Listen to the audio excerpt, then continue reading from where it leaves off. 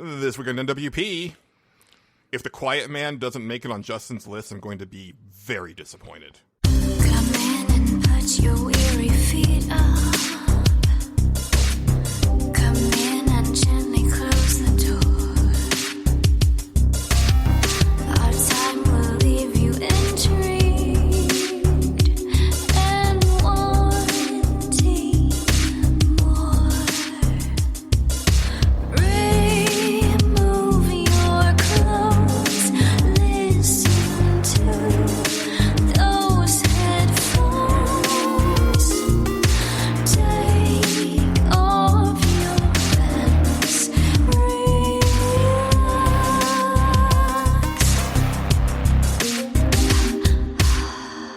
Hello, everyone, and welcome to Nerds Without Pants, episode 192.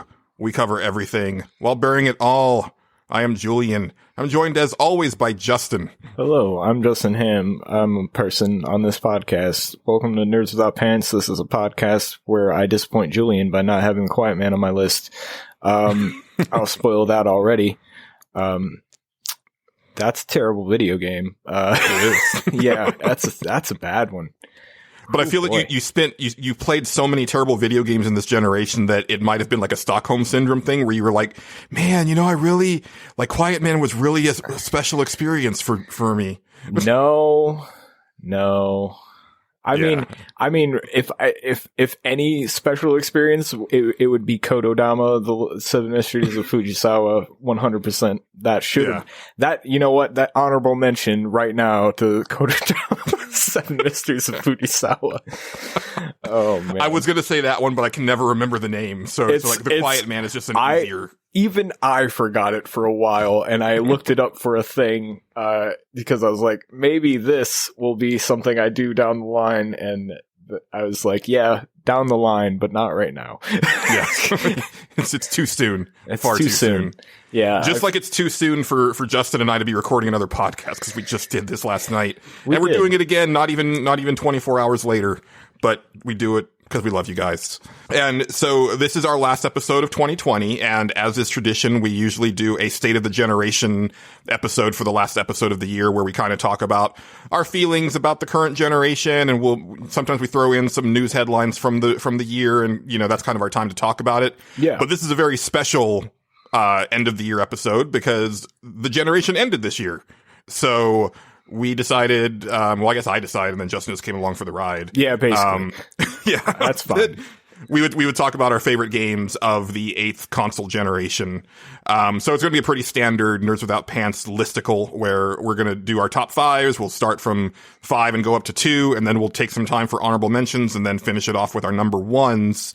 But before we get into it, like, how did you feel about this generation as a whole? I actually really liked this generation, honestly. Yeah? I really did. There was Yeah. a lot of like weird video games that came out, like indie stuff that I really enjoyed, and like little small games. I mean, there's at least one on my list that was one that I played like, I'll check this out. And I was like, wow, this is mind-blowingly cool. And then there was a lot of, like your big AAA open world stuff too. And I have a lot of dumb fun with stuff like that sometimes. So I actually really dug this generation. Like, I don't feel like I missed a whole lot in the last gen, other than a game here or there. But like this one, like, I would have been sad had I missed a lot of the games that came out. So I think it's really good. Yeah. This one was very bizarre for me, and I do think that it'll go down in history as like one of the strangest game or console generations just in history, because it was a situation where even when the consoles launched, like, they were already like not to the level of what current PCs were doing at the time. Yeah. And then we had the mid-generation console refresh thing with the PS4 Pro and the Xbox One X. Well, actually, Xbox did it twice. They did 2 refreshes. Yeah. Because there was the S before that. And we had Nintendo literally release 2 consoles in this generation. They started the generation, right? Like, people forget that the Wii U was actually the first new console of this generation. Yeah, sort of. I remember you saying this for the music thing. It was like, it starts at 2013. And I was like, does it? And that's when the PS4 came out. Yeah, late 2013, right? Am I right? Yeah. Okay. hmm So that makes sense. But yeah, like, I don't know. I feel like Nintendo at some point was just like, well, we got to play catch up. They're weird. Oh, I mean, yeah. They've They're been playing weird, catch up since the N64. Exactly. But even so, like, I mean, and I kind of go off of, because I mean, console generations are kind of this weird nebulous thing anyway, but I remember, like, as the Wii U was coming out, like, Giant Bomb was like, well, I guess we're kicking off the new generation. Like, here's the first console of the next thing. And Okay, that makes sense. Yeah. Yeah, so. It's, I don't know, it's weird because I just ignored Nintendo for at least the Wii U. I was like, I've been in that camp where I'm like, man, it'd be really nice if they just made games and stopped making consoles. Yeah, I'm there as well. Yeah, and you were right to skip the Wii U. I wish that I had not. I bought it in a moment of weakness, and I've regretted it ever since. I remember listening to that episode back in the day when you bought the Wii U, and it was kind of funny. But I mean, the Switch is, don't get me wrong, I think the Switch is really cool. It's really neat. I don't play mine very often, but like, if I was on the road and wheeling and dealing, why did I say that? I just said it. It's fine. If I was on the road, doing stuff, I think that thing would be really neat. Like, I mean, there's been trips where I've taken it and it's really come in handy. Like when I went to Texas to visit my sister, I played my Switch because I had nothing better to do.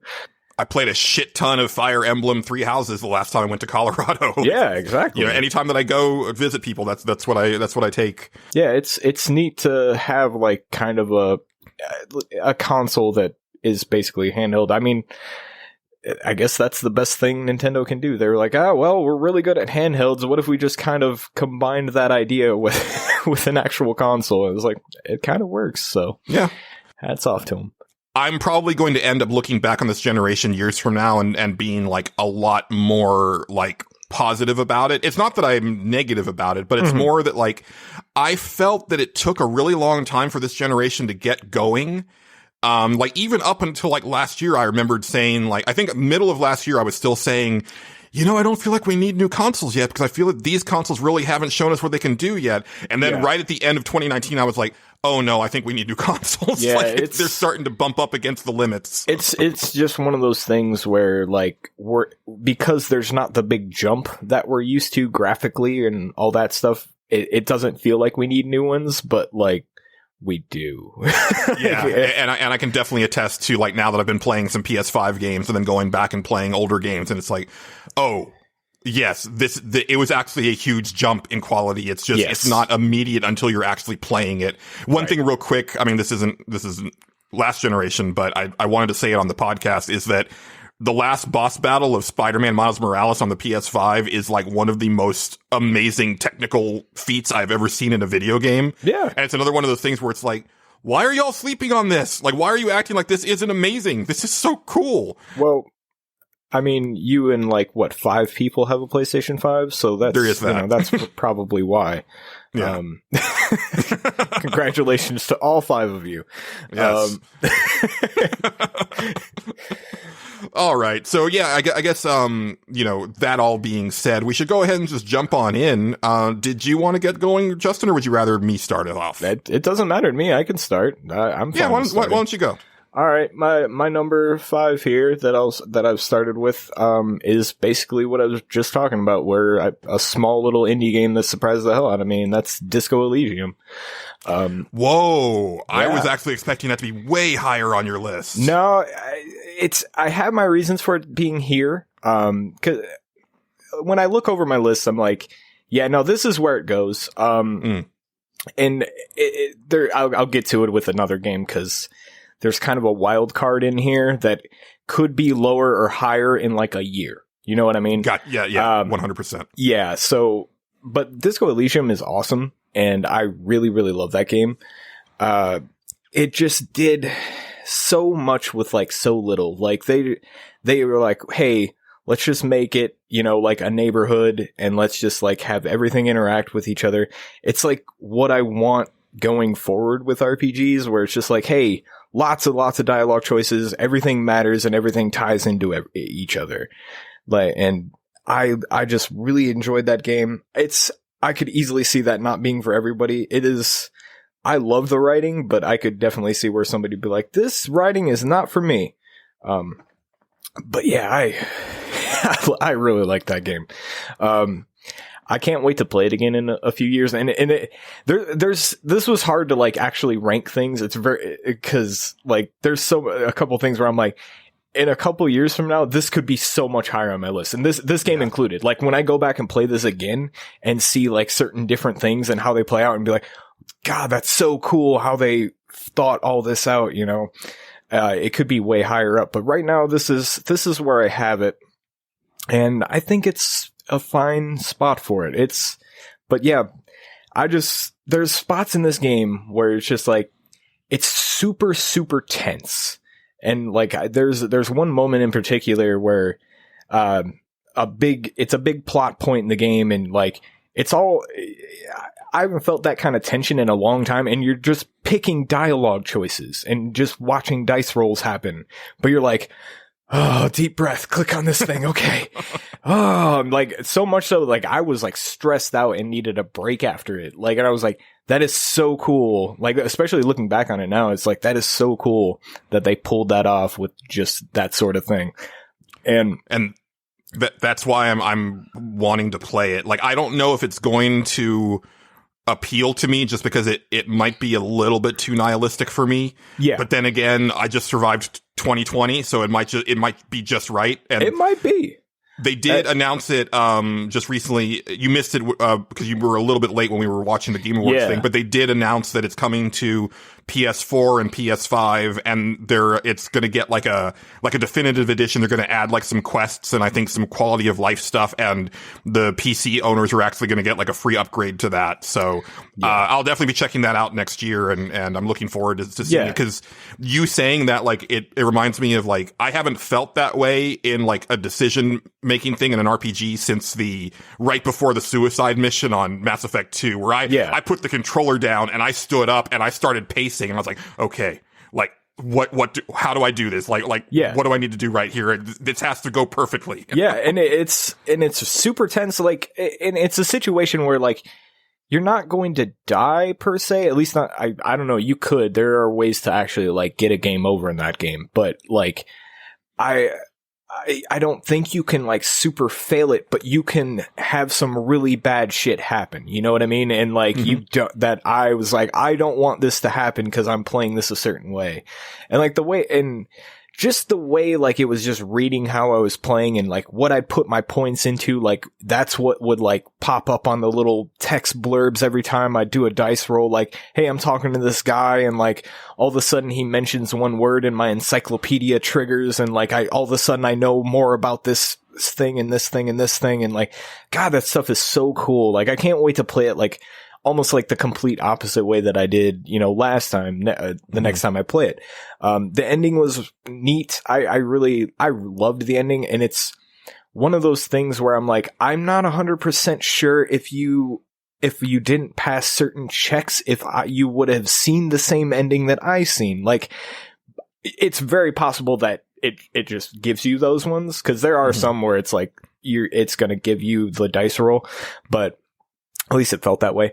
But like, there's that ending. I was like, man, if I had not spec'd towards a certain way, would I have seen this? Like, that's really interesting to think about. Now, when I go back, I'll obviously learn if that's the case or not. But yeah, I would say you'll see a little bit more of how it's actually made, which sometimes that dilutes the experience when you're like, oh, okay, this is actually like way more mechanical than I thought it was. Exactly. But so like on a second playthrough, it could be, you know, higher or, you know, lower on my list or whatever. But for right now, I think it's where it's at. And I would say the one thing that kind of irked me about the game, and it is a very minor nitpick, especially when I learned why they did it and how, especially when I learned why they did it. To progress the story, you have to pass one certain check, and it basically like locks you out of anything until you can pass that one certain check. And if you're not spec to pass this thing, you just kind of dawdle around. And for a while I was just like, okay, well, what am I supposed to do? I'm pretty sure this is what I'm supposed to do, right? Like, I'm pretty sure this is what I have to get. But then later on I learned it's like, oh, hey, if you complete every side quest and do all the stuff in there, they really want you to do all the stuff in the game. That check actually, it gives you bonus towards it every single time until eventually you're going to pass that check. And I was like, that's cool. Oh, okay. So that was their point of no return. They were making sure I was ready to click on. Okay, got it. I understand now. But I remember being like, well, I'm kind of cool where I'm at. I just kind of I'm really into the story and I want to see where it goes, so it is a bit of a double-edged sword there. But yeah, Disco Elysium's great. Can't wait to play it again at some point in life. Like, I still want to try to forget more about it before I do, but yeah, it was a good game. Yeah. Very cool. Yeah. So my list, like, it's an interesting list, and it's interesting and it's not. I think listeners will be like, oh yeah, well, of course this is your list. Yeah. But like, as I was going through the games that I played in the generation, I realized that there were a ton of games this gen that affected me emotionally in very deep and profound ways that video games have not really done before. Mm-hmm. But as I thought back to like my most enjoyable and favorite moments in video games, my list ended up very much becoming hey, this is really fun video games, right? Like, not necessarily like anything that's going to challenge you mentally or like your worldview or anything like that. These are just some fun ass video games. And this one, my number 5, actually just popped onto my list in the last couple of weeks after a lot of thinking and a lot of soul searching. Hitman 2. All right. I've been playing Hitman since Blood Money, and I've enjoyed all the Hitman games that I've played since then. But Hitman 2, I think, was that moment where I was like, I get this series now. And I think also the IO Interactive kind of embraced the humorous part of Hitman, like, in a really big way. Yes. I'm sure Yakuza is going to come up at some point, in this discussion, either as a top 5 or as an honorable mention. But Hitman kind of reminds me of that, where it's like, on one hand, it is this dead serious story about a robotic, cold-blooded hitman.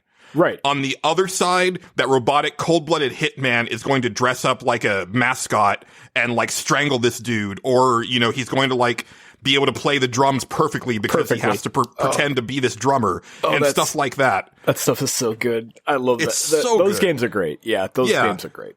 And I love the way that these newer Hitman games, like Hitman 1 in 2016, and then this one, Hitman 2, the way that they kind of let you tailor your experience, where you can actually say, hey, point me where I need to go and I'll do the thing. Or, just don't give me any hints at all and just let me experience it. And I like to play it with them pointing me in a direction, but as I'm going in that direction, I invariably end up deviating from that and finding something cooler to do, where it's if they weren't pointing me over here, I never would have seen this, and I've seen this now, and this is much shinier to me, so I'm going to do this, and I'll do the other thing later. Even though I do talk about how it's hard for me to make my own fun, Hitman is the exception where I can make my own fun in Hitman. Yeah. And it's so free. Yeah, those levels are just like big sandboxes, and the way things work in them is just so much fun to just tinker around with and mess with and be like, okay, what happens if I do this thing? And sometimes you're like, oh shit, it worked. That's awesome. Yeah. It's really, really fun. I often play that game like it's a puzzle game. Okay, how do I do this with nobody seeing me? But I want to dress up and do all the stuff because I'm not into the silent assassin stuff. Although that stuff is really fun. I had a blast watching Hitman speed runs. They're insane, man. There's just you have to run up and, oh man, it's so cool how they figured a lot of this stuff out. And I was just like, that's so neat. Oh man, that game's awesome, man. And so we just mentioned recently, or just with Disco Elysium, about exposing the mechanics of a game. But that, I think that was the switch that flipped in my head, where I was like, oh, the Hitman is basically just it's a bunch of clockwork pieces, and you're just trying to see how much you can fuck with it. How much you can bend it until it, but without breaking it. But then sometimes you just want to go ahead and break it. it's the type of game where if the characters were smarter, it wouldn't be as fun, right? Yeah. Like they need to be just at the right level of dumb, and they're the right level of dumb in Hitman. And it's just so fun. And I am so giddy when I play that game. Like I'm just giggling like an idiot when I pull something really stupid off. It is really fun, man. I forgot all about Hitman. It wouldn't have made my list. I know that for sure, but it's still like, that's a great pull. I like that pick. That's good. Yeah. All right. Well, my number 4, I guess, is aptly at the number 4 spot, as it is The Sims 4. That is my number 4 pick. I did a lot of soul searching as to whether or not I wanted to put this on here, and ultimately I decided, yeah, you should put that on there. That game for me has gotten me through a lot of stuff. It is a turn my brain off, make my own fun type of thing, and just kind of like deal with whatever's going on. If I'm in a rough patch or something, deal with whatever's going on, just boot up The Sims, do some dumb shit and have a good time. And just like, I love the community around it. Like they still make mods for this thing, man. There was one that came out that was really cool. It was like a language barrier mod where like if you lived in a different region than somebody else, you didn't know their language, so you would meet and only know certain phrases. I was like, oh, that's a cool concept. I really think that's neat. I might try that out. It's funny because like every now and then I just like, wonder what's going on in the Sims world, and I'll just go through mods for a little while. Like I don't even want to play the game, but like, oh, eventually I'm gonna play the game again. Trust me, it's gonna happen. Yeah, it's definitely. It's been a few expansions. So it's. I was just kind of like, I have a big span of time where I'm just like, let's play The Sims 4 for like a month or two, and then like we'll wait for some more expansions to come out, and then we'll play it for like another month or two, something like that.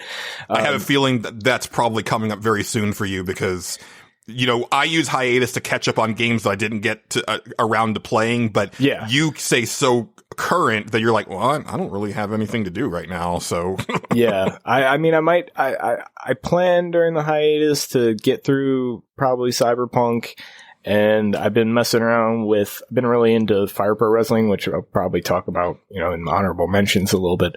But that's, I just had these games where I'm just like, let's just turn our brain off and play this. And that's kind of what I end up doing. And Sims 4 has been by far one of my favorite things. Like I love modding stuff has long been discussed on this podcast. And Sims 4 is like, just has a lot of mods and they're pretty easy to install and do all the stuff for. I mean, mine takes like forever I think I had 126 gigabytes of mods or something like that on my thing, and it might have been less than that. I can't remember. I remember taking it off and I was like, oh wow, my C drive's really empty now. This is good. So it was a big file, but yeah, I really like that game. It's by no stretch a perfect game. Like you kind of have to tinker with it and do stuff like that. And I would never say it's a perfect game, but it is enough dumb fun, make my own entertainment kind of stuff that I'm into. I need that sort of escapism in video games every now and then, and that's why it made my list. And I think it's at a good spot on my list. Maybe no, it's at the perfect spot. It's at the 4 spot. It's Sims 4, of course. Yeah. No, I think that's a great one for you. Like it's one that I had forgotten about because it's been a little bit since you talked about it. But as soon as you said it, I was like, oh yeah, of course. Yeah, absolutely. Yeah. That totally fits. And it's cool that like EA has something like that right now because they've made a lot of mistakes in this generation. And I think even when The Sims 4 launched, it wasn't in the best spot. No, but they've done a lot of work to like make it what the fans wanted. And that, the fact they're still supporting it with tons of expansions, of different sizes and types is really cool to see. I like it when people do that.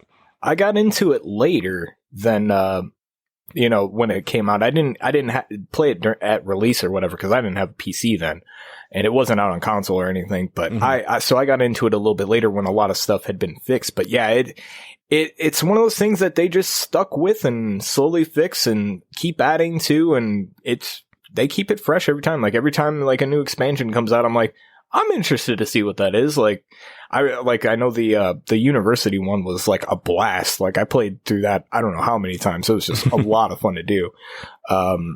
And that with drug mods is really funny. 'Cause, you know, Then you get the true college experience. The cute, true college. Exactly. Like, yeah, I got to take all these. My character's addicted to speed now because they had to stay up and study all night. So, you know how it goes. Yeah. They have a severe coke habit. It's terrible. Oh, that game's so dumb, and I love it. They'll be ready for the business world when they graduate. That's they will just practicing now. Yes, they will. But yeah, I love that game, and it's one of the only things that EA's probably gotten right this entire generation, honestly. And yeah, I would agree. Yep. Cool. Yeah. Well, moving right along, my number 4 should come as a surprise to no one, but maybe the surprise is that it's not higher on the list. Okay. But it's Doom 2016. Oh. I almost feel like I should just say that and we just move on because I don't know what more I can say about Doom 2016 at this point. We literally spent all of 2016 talking about it. I think it's mentioned in almost every episode of like after it came out that year. But, you know, it's just an extremely fun turn off your brain, like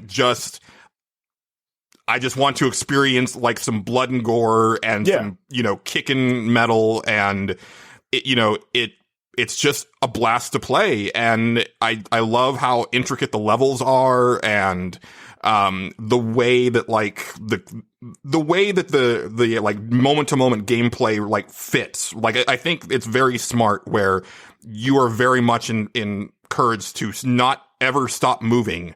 Yeah. And the way that like, you know, you're going to deplete your ammo, and then you're going to lose your health, but then you're going to do a melee kill, which gets your health back.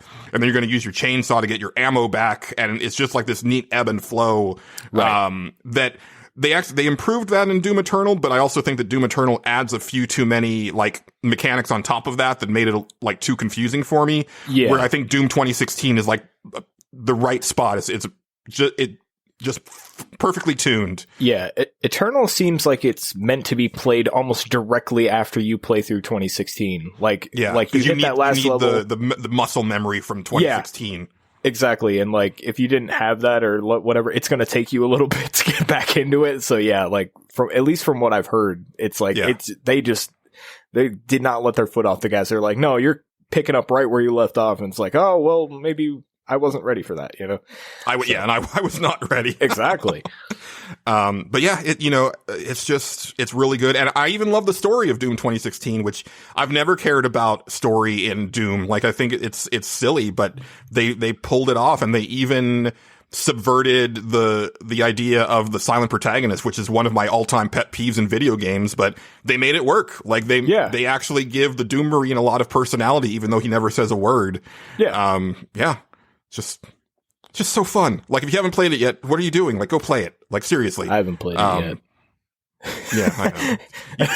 And I know you, because you always talk about like, well, I'm not good at first person shooters. I've seen you slay on first person shooters. Yeah, and there's certain ones. Yes, I can tell you. There are certain types of first person shooters that I'm pretty good at. If it's like Halo, let me put it like that, I'm pretty good at it. And I can tell you why. I was thinking about this with Cyberpunk because I'm really bad at Cyberpunk. I was like, why do I suck so bad at this game? And the thing is like and this isn't even a vision thing. This is just how I am. Like when in Halo, right? When something shoots at you, it's just big, bright colors. Usually all your enemies shoot big, bright colors at you for the most part. And they're all very colorful. You can see them on the map. I know where I'm getting hit from at all times. All this, you know, I know where the enemies are. Even if I get hit, I have a second to get out of the way and not get hit again. Like, there's certain time, like, if I can't see the things coming at me, and it doesn't move at a certain pace, like a slowed down pace. Like Borderlands kind of had a slower pace to it a little bit. Right. And I can cope with that. Like I can take some shots and be like, okay, I got to get out of there. Let me, back up and then reassess the situation. Cyberpunk and like I've been having a hell of a time because I'm just really bad at this stuff. Like I'm getting shot by people. I'm like, where the hell is this dude? I can't see him. Everybody blends into the background. And then, like, I can't aim for shit, even though, like, I've tweaked the controls to where it aims a little bit better, but I have all sorts of fucking issues with that game because I'm bad at it.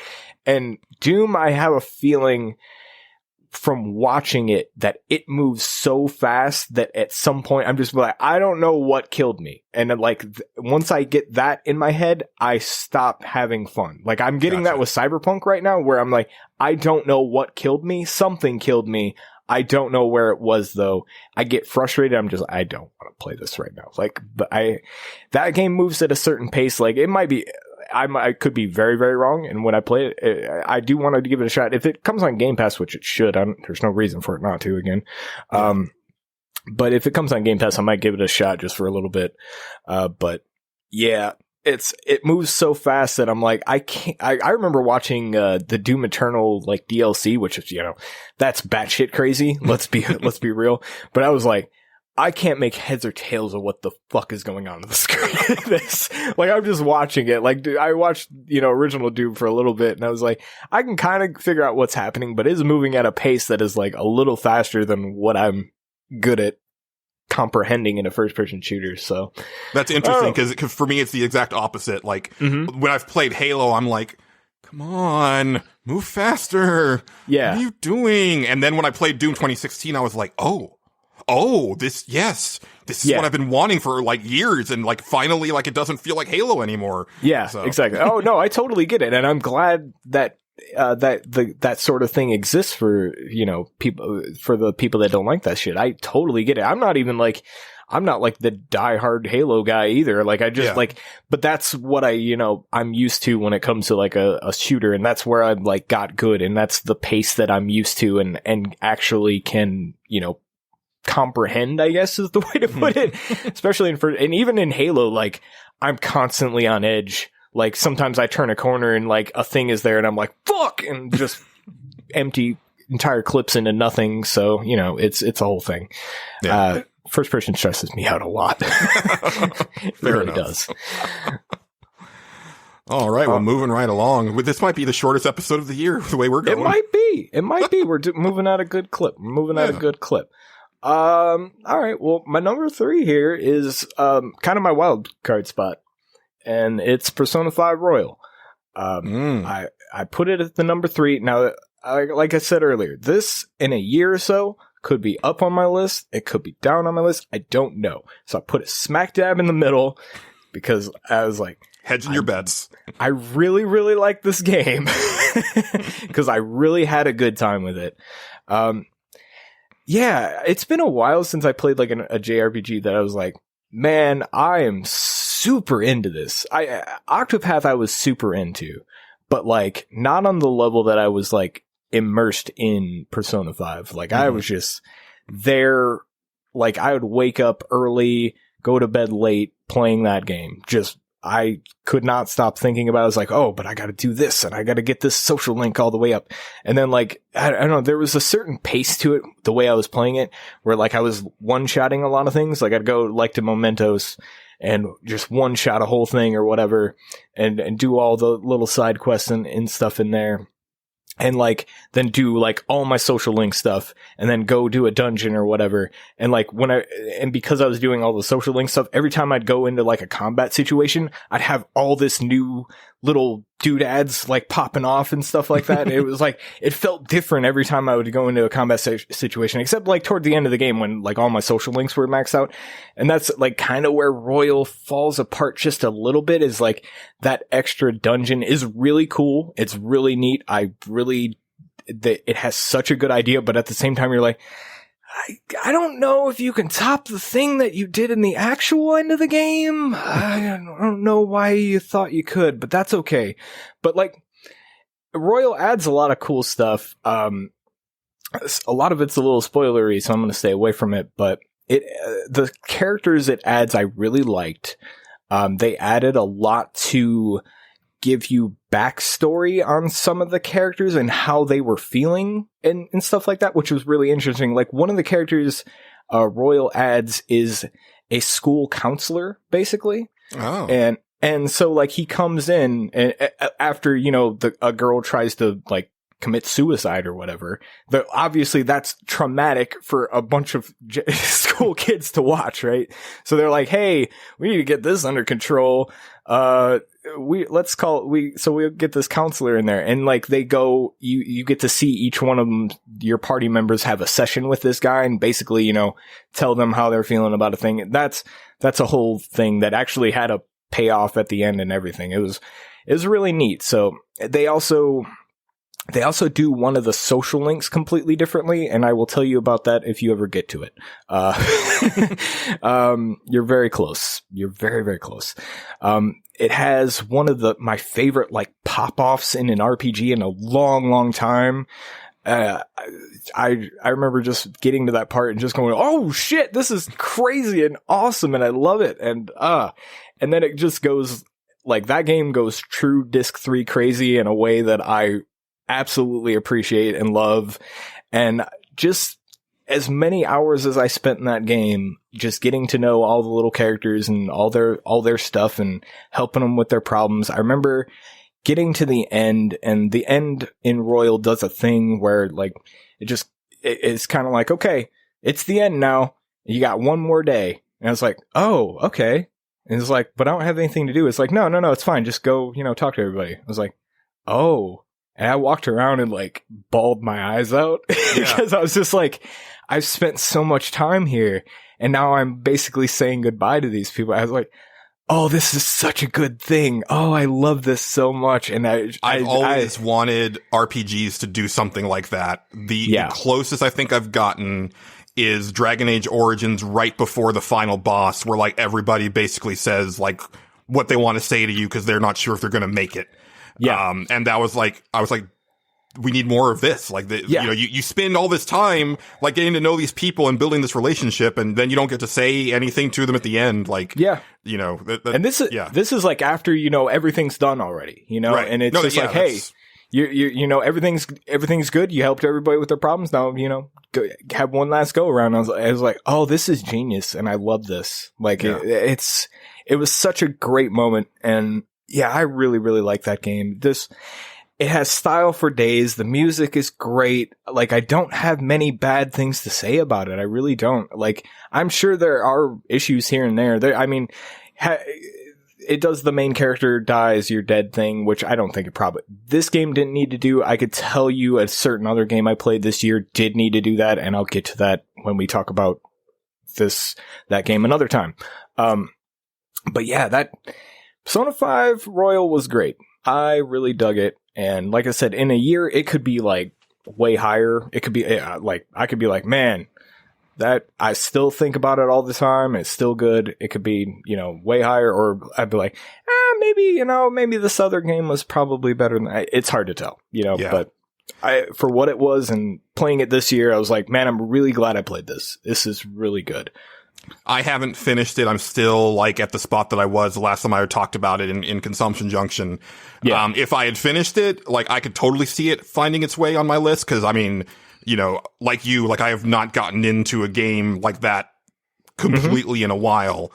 And you know, like I would be curious if maybe like Persona 5 Royal would actually like alleviate some of the issues that I had with vanilla. And I've actually been kicking around the idea of, after I finish Persona 5, picking up Royal and then doing what I'd said earlier about, I'm just going to play 1 month, like during the month, and just replay it throughout the year so it doesn't feel like a daunting endeavor. Yeah. It's just like, hey, let me check in on the Persona kids this month and do my thing, and then put it down for another month. That would probably be the way to go. And I think I think that's almost the way they intended it to be played to a certain point. Because like I remember seeing you tweet about this, and I do agree that they do this. They repeat a lot of information. I was going to say, because I haven't had a chance to say it on the show, but it's very much like an anime serial where, because you remember, like, there's different levels of anime shows, right? There's the old style one, like Evangelion and Cowboy Bebop, where it's like it's 22 episodes and then we're done. Yeah, right? Those are my favorite. Yeah. Those are my favorites too. And then you have like your more like just laissez-faire, like we're just going to go until we're done type thing, like Ranma, where it's like, we don't really have like an ongoing plot, but you know, these are just going to be fun episodes that we come up with. And then you have your epic, like shonen, you know, your One Piece and your Naruto and your Dragon Ball Z, where they go on forever. And half of every episode is them recapping what happened in the previous episode.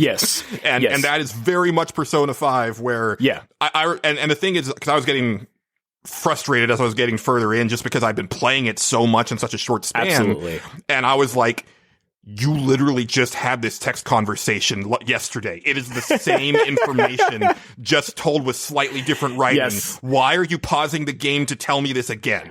And again, I think that's because I don't know if they intended people to like binge it. You know, you might be right. Obviously people are going to, right? And those people are probably like me, and they're going to just glance right past that stuff, you know? But like, if you're coming back to this after a certain amount of time, like, okay, I played this for a long time. I need a break. I'm going to go play some other stuff and come back later, you know, cause it is a long game, you know, don't get it twisted. You kind of need that refresher. And especially, I don't know if you noticed this, they give Mementos rules a lot. There is a reason for it. They really fucking want you to know those rules. Just trust me on this. They're like, please do not forget the rules about, or not Mementos, but the metaverse or whatever. They go over like the rules a lot. They're like, no, because of this, and this can't happen, and blah, blah, blah. They really want you to know that, because it's leading to, they want you to understand a thing that's going to happen. It's like, oh, okay. All right. That's why you made sure to hammer that home. Got it. But yeah, I love that game. Has one of my favorite bad guys of all time. He's in my top 5 easy. And it's interesting because, you know, I still don't know who the bad guy is of the game, which, you know, again, that's not a bad thing. Like, I really do feel that this is very much like the Japanese version of playing through like a year at Hogwarts, right? Like, it's the same type of thing where it's like, there's this mystery going on throughout the whole year, but there's also other shenanigans that you're dealing with like month after month. And you're the misfits that are going to deal with this, where all the rest of the students are like, what are those? Why are they getting into trouble again? Or why are they doing weird stuff over there? Like, I don't trust those kids.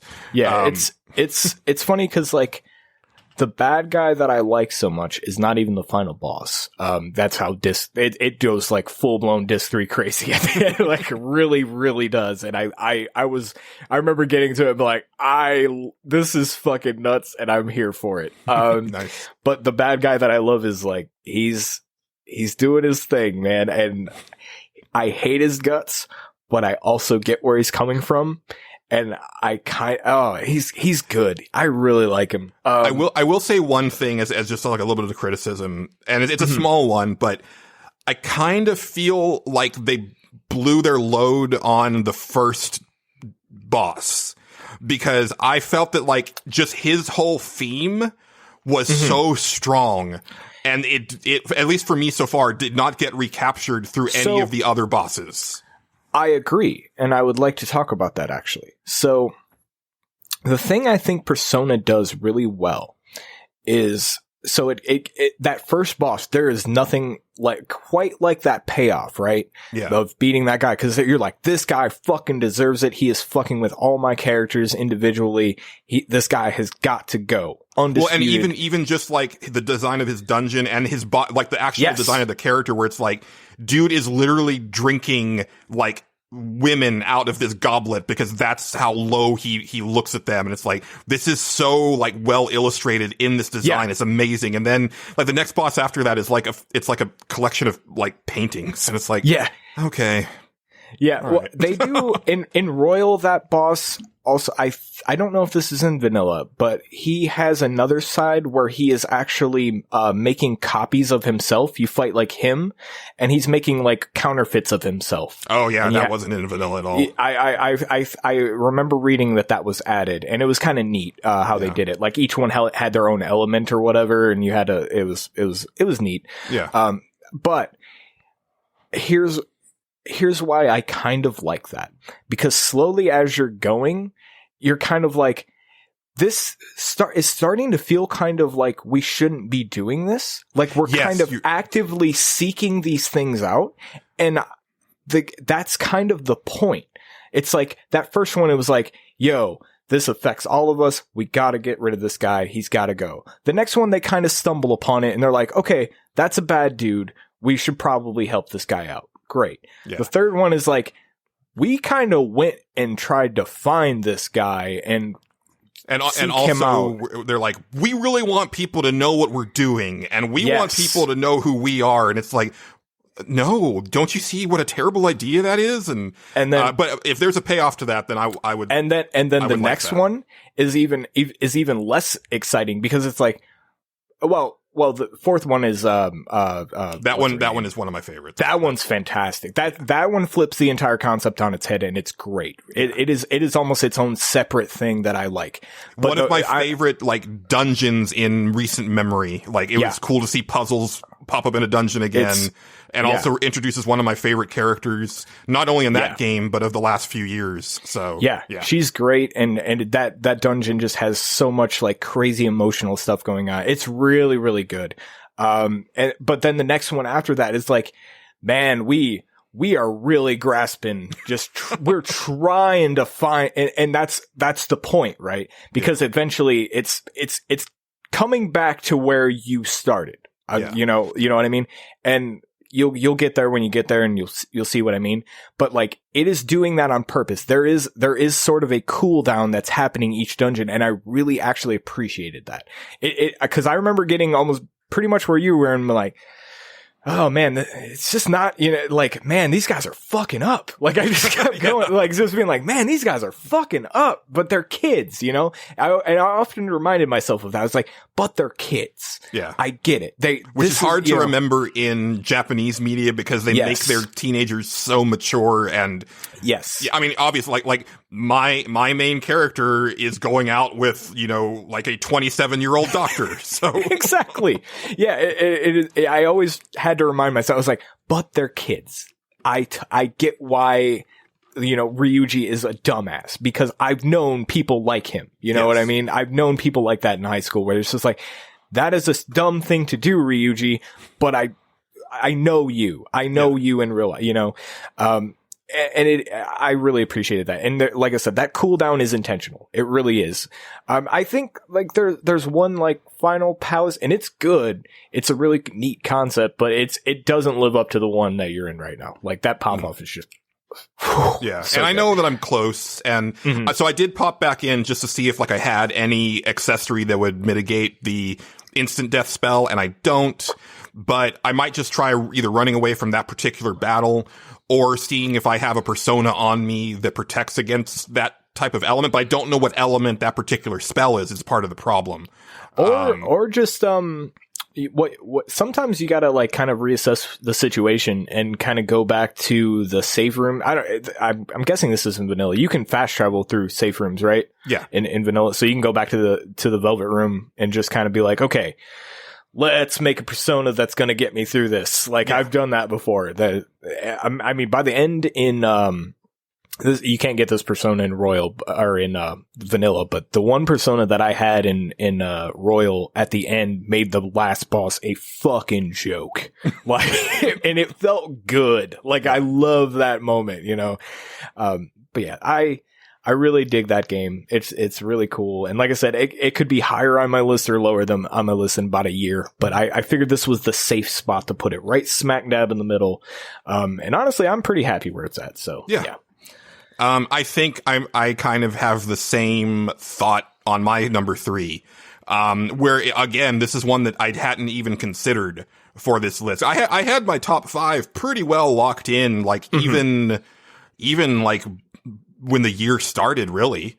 And then I just kept going back to this game and I was thinking about it in the last month and I was like, Final Fantasy XIV needs to be on my top 5 of the generation. Right on. It's creeping up into my top 5 of Final Fantasy. Like, nice. Like it might end up overtaking, cause I think I have Final Fantasy. Well, so my top 5, it changes a little bit, but it's 4, 6, 10, 11, and 9 right now. And I could almost see 14 taking 11 out of that spot. And I'll be damned. I know that's a deep spot for you. So it is. Yeah.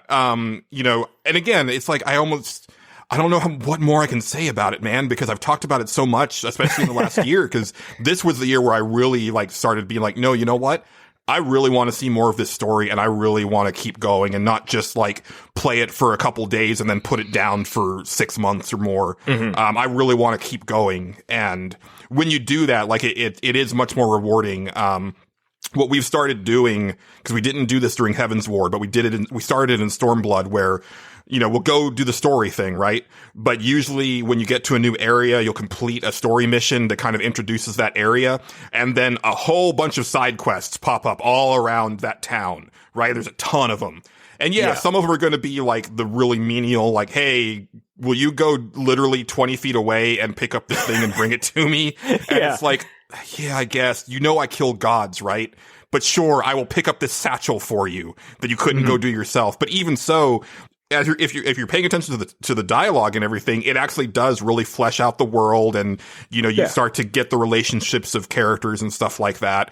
And we actually just did one the other night where I started to get misty-eyed, and it was just a side quest because it was like these like basically like these wyvern type creatures that they were bred to serve humanity, but at some point they were able to learn how to talk, and they're also very long lived, so they outlive their masters, and they just kind of, out of heartbreak, they all gravitate towards this one area and they just live together. And when you do the side quest for them, it's all about them saying, I lost this memento of my master. Can you go find it? And then you get it. And there's like one of them that broke my heart where it was like, she started to get really old and sick, and she left me because I don't think she wanted me to see her decline, but I still wait for her because, you know, I like to think that maybe she's still out there somewhere. It's been 30 years, and it's like, holy shit, dude. Like, like that was just a side quest. And right. Yeah, and, you know, it's a gorgeous game. And again, I mean, you know, we just recorded the music episode last night, so we talked a lot about Final Fantasy XIV. Spoiler alert, because the music is like one of the greatest things about the game. Right. But yeah, it's been so fun, and it's really cool that, you know, you can play a lot of it by yourself or just with a buddy, and then, you know, the way that you can just like quickly partner up with like strangers from even different servers. You know, that's how they populate, you know, some of the dungeons and boss fights and stuff like that. You just say, I want to do this, and then it just fills in the roles. And, you know, it takes a little long for me and Shanna because we're both playing damage dealers, and those are the most common jobs. So it's tanks and healers that are in high demand. But, you know, once we get a party together, we go do the thing, and then, you know, they go their separate ways, and then we see our cutscene and keep moving on. And it's great. And like I said, you know, now I'm a level 76 Dragoon, and I look really cool. And it's one of those things where I see, brand new players, you know, brand new Lancers, you know, they're like level 3 Lancers in Gridania. And it's like, yeah, I know you're checking me out. You could be this one day. Right. Yeah. That's awesome, man. I'm glad that it is. I'm kind of surprised it's taken almost taken the 11 spot. That's really impressive that it's come that way. It's one of those things where I wish it was not a massively multiplayer online RPG. I know. Yeah. Cause I would be like, yeah, that seems really neat. Like everything I hear about it sounds just, you know, extremely promising and cool, but like, I am intimidated by those things. Oh yeah, 100%. Like, you know, I found out that it's available on Mac, which is what my friend Blissey has. And I was like, well, it's on Mac and it's free up until level 60. Like that's half of the game. You know, you can play all the way to the end of Heaven's Ward. And I was like, let me find a beginner's guide for you. Yeah. And the thing is that it's very hard to find a beginner's guide that is for people who really don't know anything. Like, he's like, here's a beginner's guide for Final Fantasy 14. Then they start talking about like chocobos and AoE and DPS and MSQ. And it's like, okay, this is good if you've played like 3 MMOs in the past. But if you've never played an MMO or you've never played Final Fantasy, you don't know what the fuck this stuff is. Yeah. And I finally found one for her that was very good. And so she's kind of, mulling it over. But yeah, it's super intimidating, especially when every video that's supposed to be for beginners shows them doing like a level 80 raid where there's just like 24 characters on screen like the floor is lighting up all over the place. Yeah. And it's like, what is this? I can't even parse what's going on. Yep.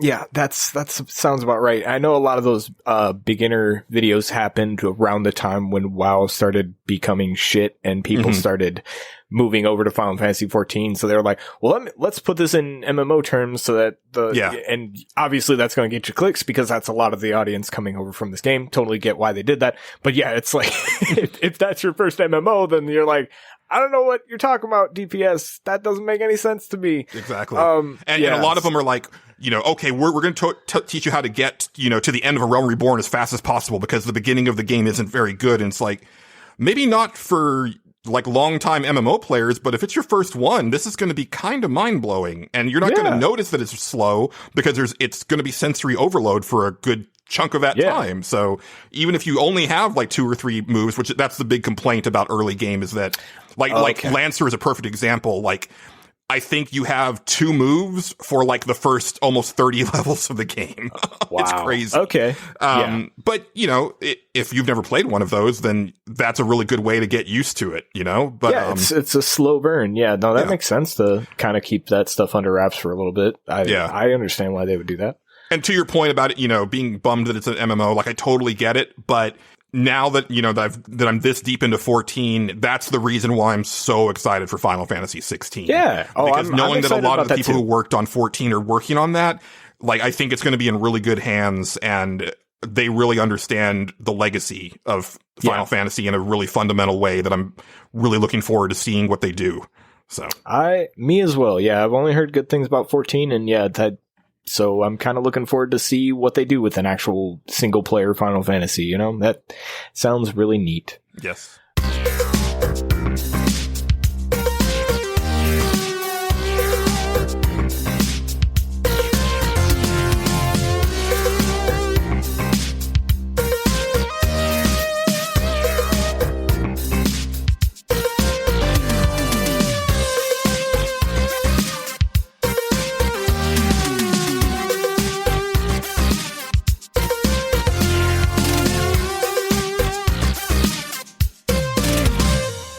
Are we moving on now? I think we're moving on. Yeah. All right. I'll be goddamned, man. This is crazy. All right. Well, here's the heat seeker right here. My number 2, Julian, is Nier Automata. Okay. Yeah. No. Like, I think that tells me what your number 1 was because I think your number 1 was, I would expect to be at your number 2 spot. So. Okay. Yeah. Did you expect Nier to be number 1? No, I forgot about Nier, to be perfectly honest. That's the only thing. Like you saying that it's number 2, it totally makes sense. Yes. I was going to say, what did you expect to be my number 1? Well, I don't know what I expected to be your number 1, but I expected your number 2 to be The Witcher 3. Oh, I'm sorry. You cut out when you gave my number 1. What did you say for that? Sorry. I didn't, I don't know if I've thought about what I thought your number 1 would be. Oh, okay. Gotcha. Yeah. Okay. Gotcha. Like that one's kind of, honestly, that's a wild card to me because, getting to know you over the last like couple years now, it's like, it could be like one of the biggest AAA releases of all time, or it could be this tiny little indie game that like 15 people played. I see. Yeah. So it's really hard for me to tell. I think you got me pegged pretty well, but yeah, my number 2 is Nier Automata. So when I was thinking about the list, I was like, well, this is going to make my top 5. But where should it go? And I just kind of slowly kept creeping up. And I was like, this is where it should be. It wasn't my like favorite thing that I played, but it's damn close. It's a game that I've like thought a lot about. I listen to the soundtrack all the time. It's really cool. When I was doing prep work for this, I went and looked at some of my old notes that I wrote just for Nier Automata and just was like, what did I write about that game? Because I remember taking some really extensive Nier Automata notes and I was reading them. I was like, did that come out before you started on the show? Was that just you doing notes for yourself? No. I'll tell you what happened. So, just a good recap for anybody that doesn't remember. So, I played that game in 2017 on the PC. And what ended up happening was Patrick got into it. And I was on the show at that point, and I was like, hey, I haven't played. I kind of want to play that game again. Okay, I remember that now. Yeah, and I'll play it with you so we can talk about it. And I was like, I played the whole thing and got done with it before he did because I'm ridiculous. But yeah, my second time really cemented it for me that I was like, yeah, I love this thing. I love this game. Something about it. Something about it. It ain't perfect. By no stretch is it perfect. It's got some hiccups here and there. Like, but I don't know, man. I was going over those notes, right? And I remember reading it. I was like, this sounds like the most philosophical bullshit of how I read into everything. And I'm so into it. Cause I was like reading it. I was like, oh yeah, that's right. I remember this thing. It was kind of just nostalgic. And that's kind of why I like that game, is because of how thought provoking it is for me. I'm not going to like, so we were talking about this in like Kentucky Route Zero, remember?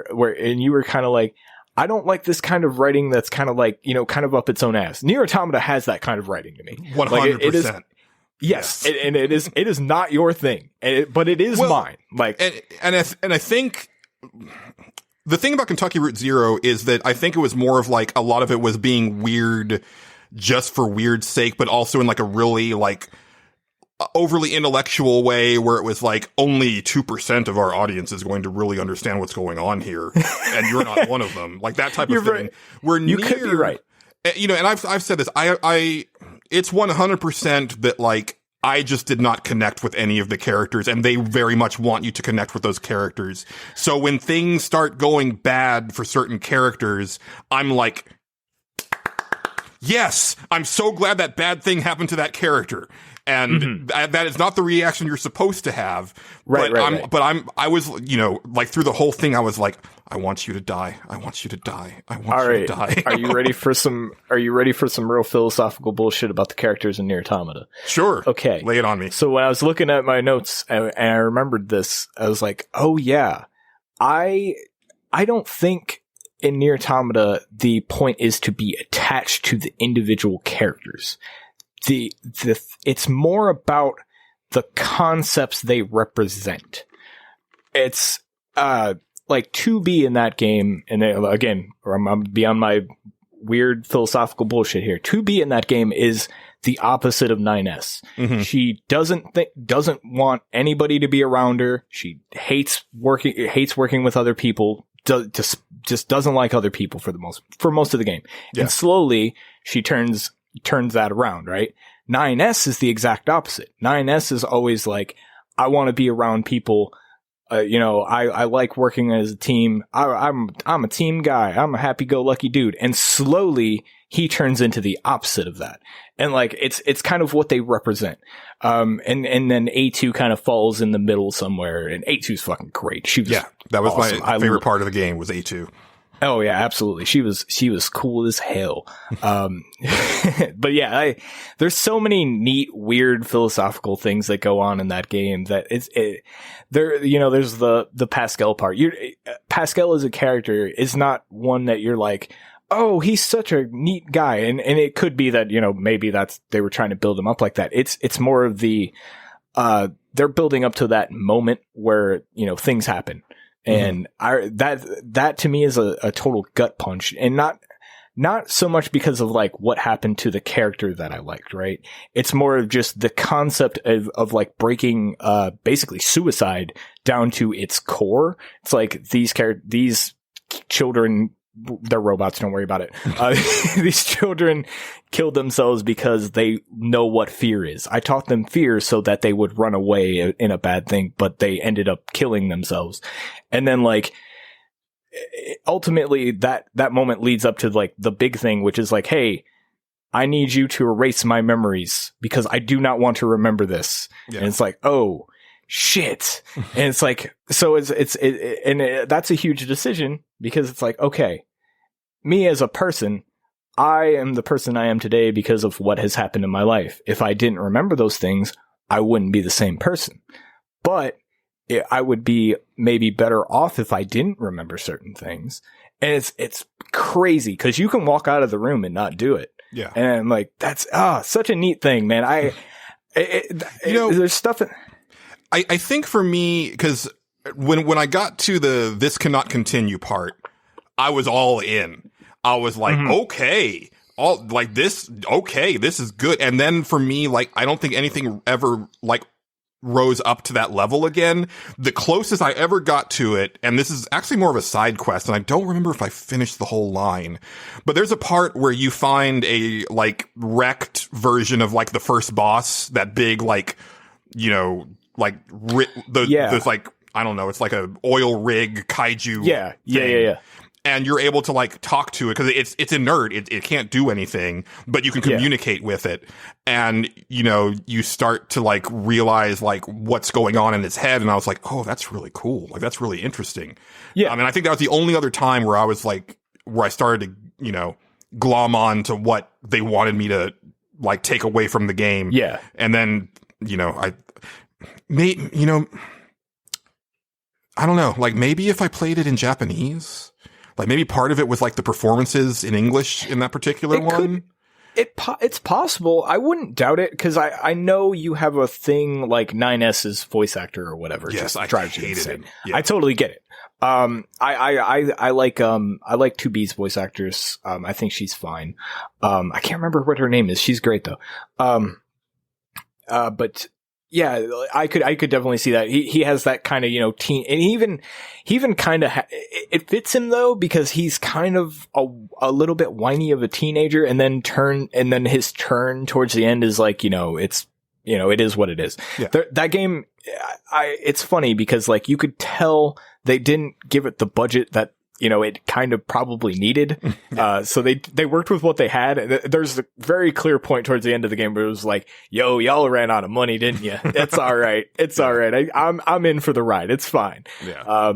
But yeah, there's definitely issues here and there, but like, just like the direction, just overall, when you just like the tone, the music, we talk about this in the music episode a lot, so I won't touch on it too much here, but, just like when you're switching maps and the music themes and how they play with that stuff, and it's really cool, man. I've thought about that game a lot, and I probably will. At some point, I will definitely play it again. I'm not gonna lie. Like, I will definitely play it again. This is gonna sound weird, but I'm actually thinking about replaying it like sometime down the line. Maybe on Xbox just to get the Chivos, but I'm not sure. Like, and I am interested in that remake that's coming out next year, the remake of the first game. As am I. And also, and I said this, I think, but when we did our closing thoughts on Nier, like in Consumption Junction, when the next game comes out, I'm probably going to play it because it's got interesting concepts.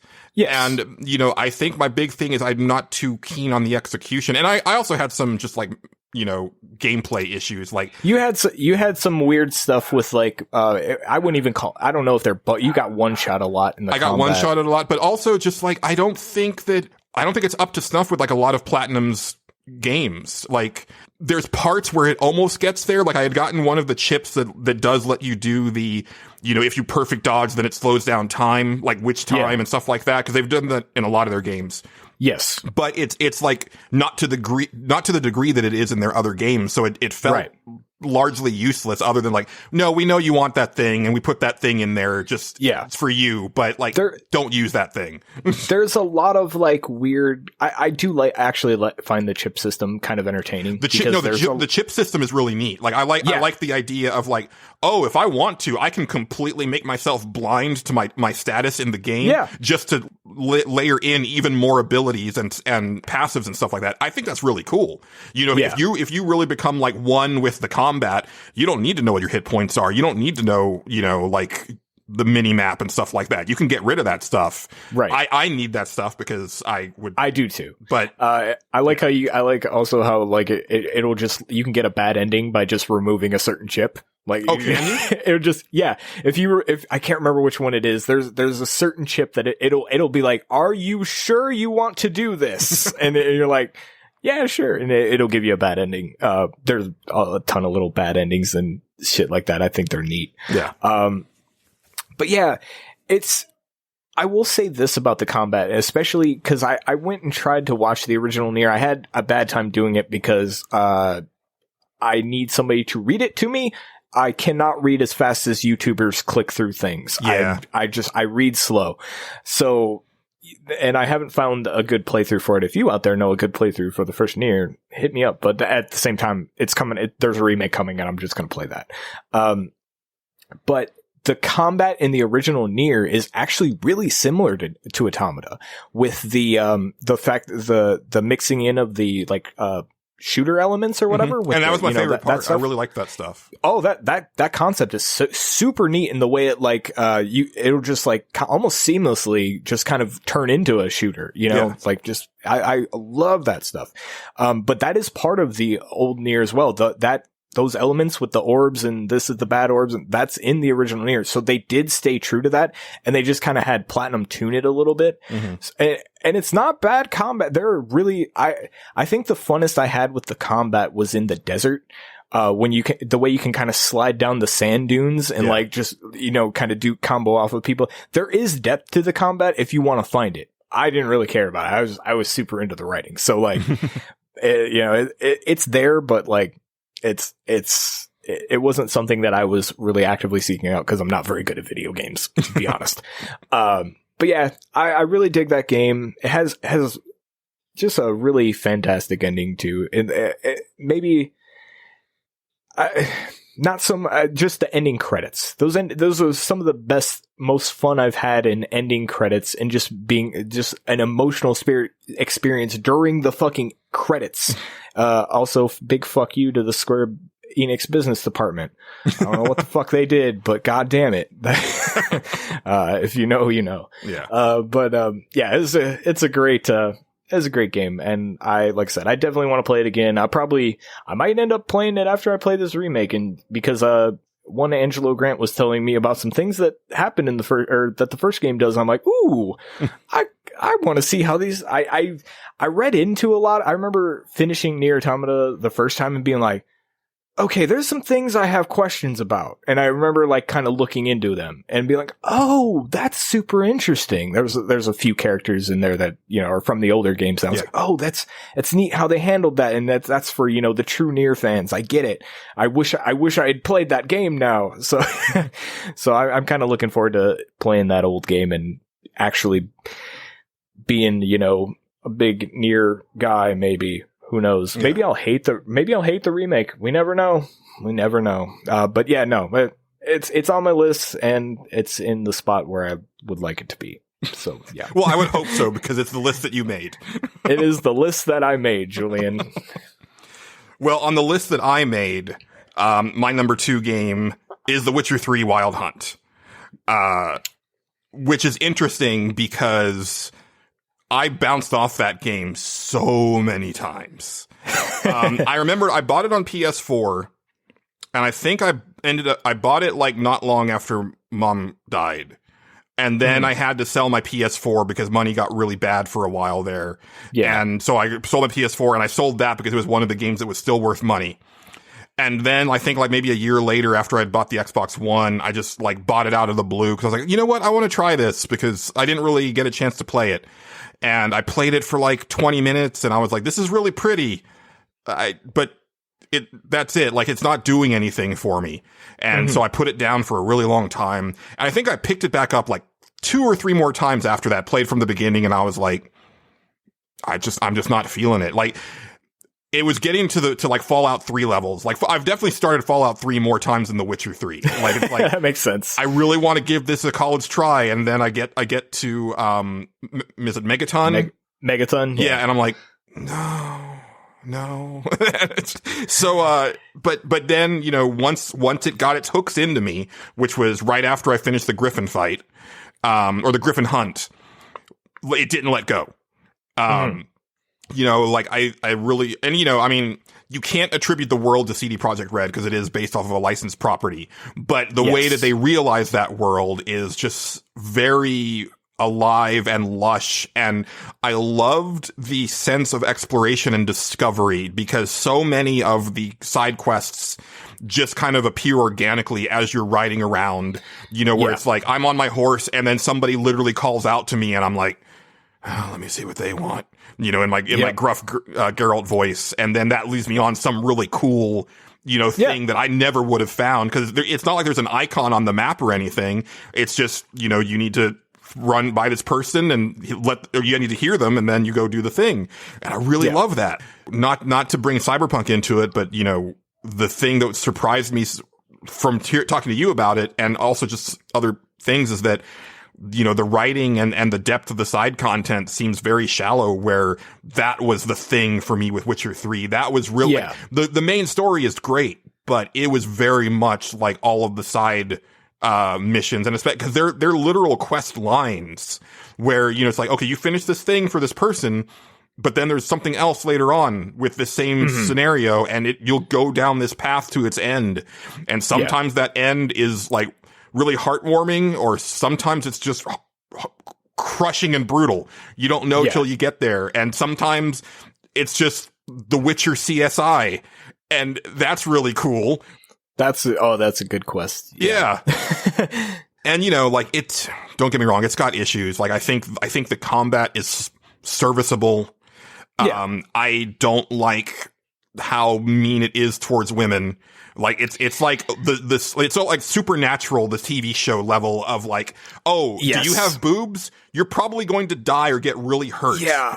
Oh yeah, they're really bad. Except the sorceresses they protect. Those most are like most of them. Yes, most of them. Yeah. But oh man.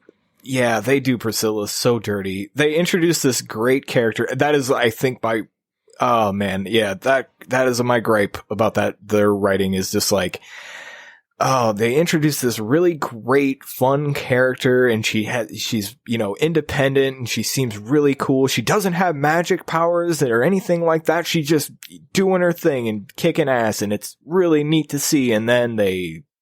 God damn it. I remember like playing that the second time and being like, oh, come on. Why?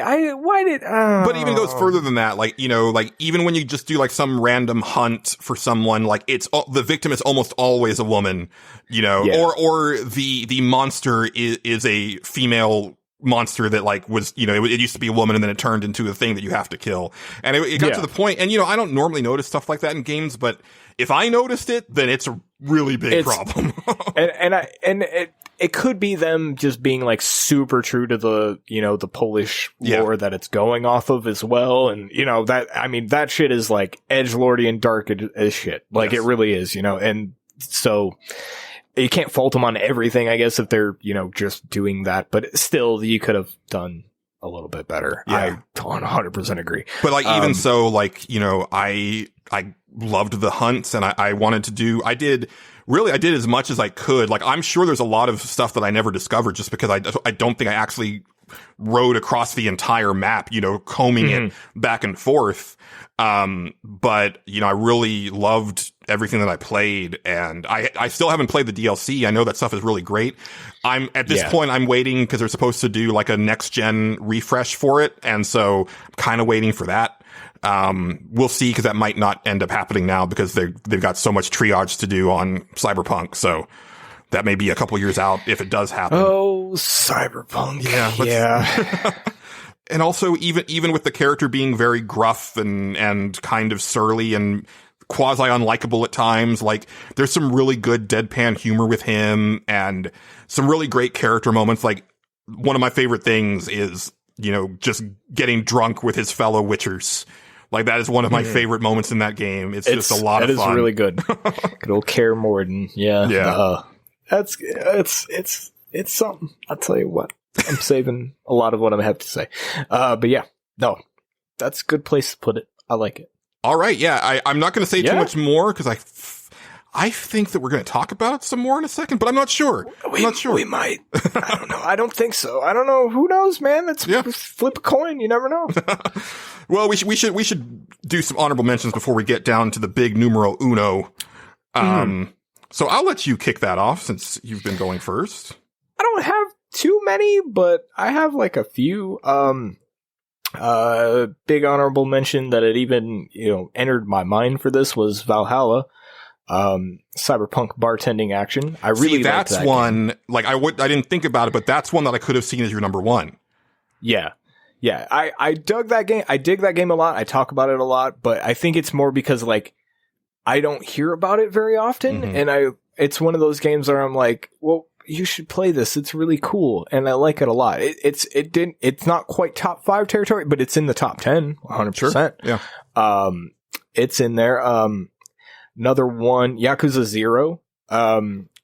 Didn't quite make my top 5, but like that, I love the Yakuza series now because of that game. Like I had such a good time.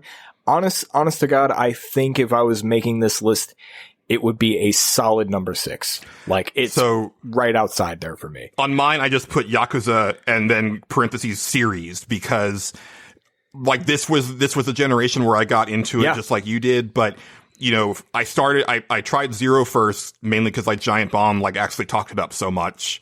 Yeah. But it wasn't until I reviewed Yakuza Kiwami 2 that I really was like, oh, I really like this. And then it was actually Judgment that really sealed the deal, which isn't a Yakuza game, but it is a Gotoku Studios game.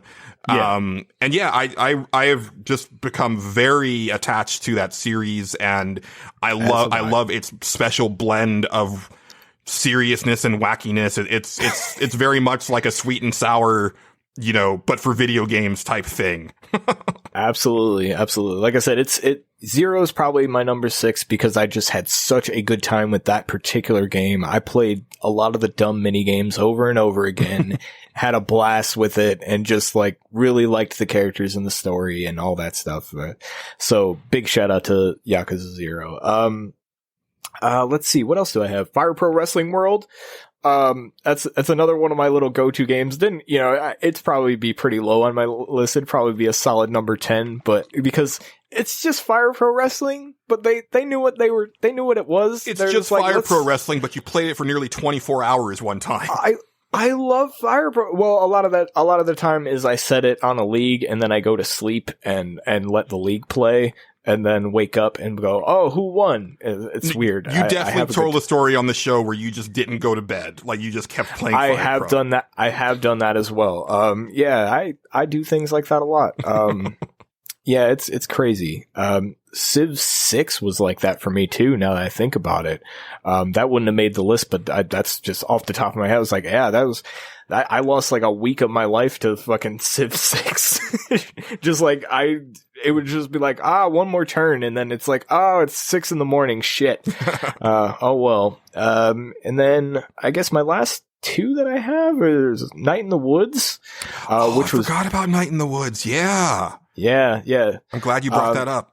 Yeah, it was up there. Like that one was creeping as well. But it just didn't quite make it for me. Like, it's a great game, has a lot of good moments in it, but like, just it wasn't quite enough to edge out some of this other stuff.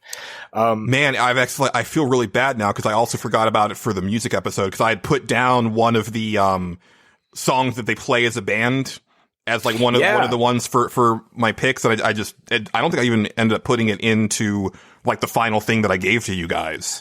Right. Yeah, no, it wasn't. But yeah, I remember looking into Night in the Woods for the music episode. I couldn't remember like where a lot of it fit though. Yeah. And looking up soundtracks is weird because sometimes you're like, where was this? Anyway. But yeah, it was a great game. Really, really highly like that game. And then my last, big shout out, which might be Julian's number 1. I don't know. It just didn't quite make my list, but it's a really good game, is Horizon Zero Dawn. That's a great game. I enjoy that video game a lot. I don't know if I like it as much as Julian, but it's a goddamn good game. It is, and it was on my list for a very long time. And it is one of the ones that got bumped when Hitman 2 and Final Fantasy 14 ended up on there. It is my solid number 6. And I think part of it is that I have actually I will say what the deciding factor was. is that I played Horizon Zero Dawn first, and I was like, man, the side quest design and the writing in this game is like top notch. And then I played The Witcher 3 and realized where Horizon was getting its cliff notes from. And I was like, I'm not going to put both of these on the same list. And Witcher 3 does it better. Yeah. But that's not to take anything away from Horizon. I think it's an amazing game. And especially in light of the last like couple years of just like where we're at with what scientists are saying with climate change, it makes that game surprisingly like clairvoyant and very like it changes the like it hits differently, you know, as they say, like once you see that. And, you know, Horizon Forbidden West is one of my, you know, it might be my most anticipated game for 2021. Because I just can't wait to see more of Aloy and that world. I think it's just a very interesting world. So I'm glad that you put it on your honorable mentions because it was on mine.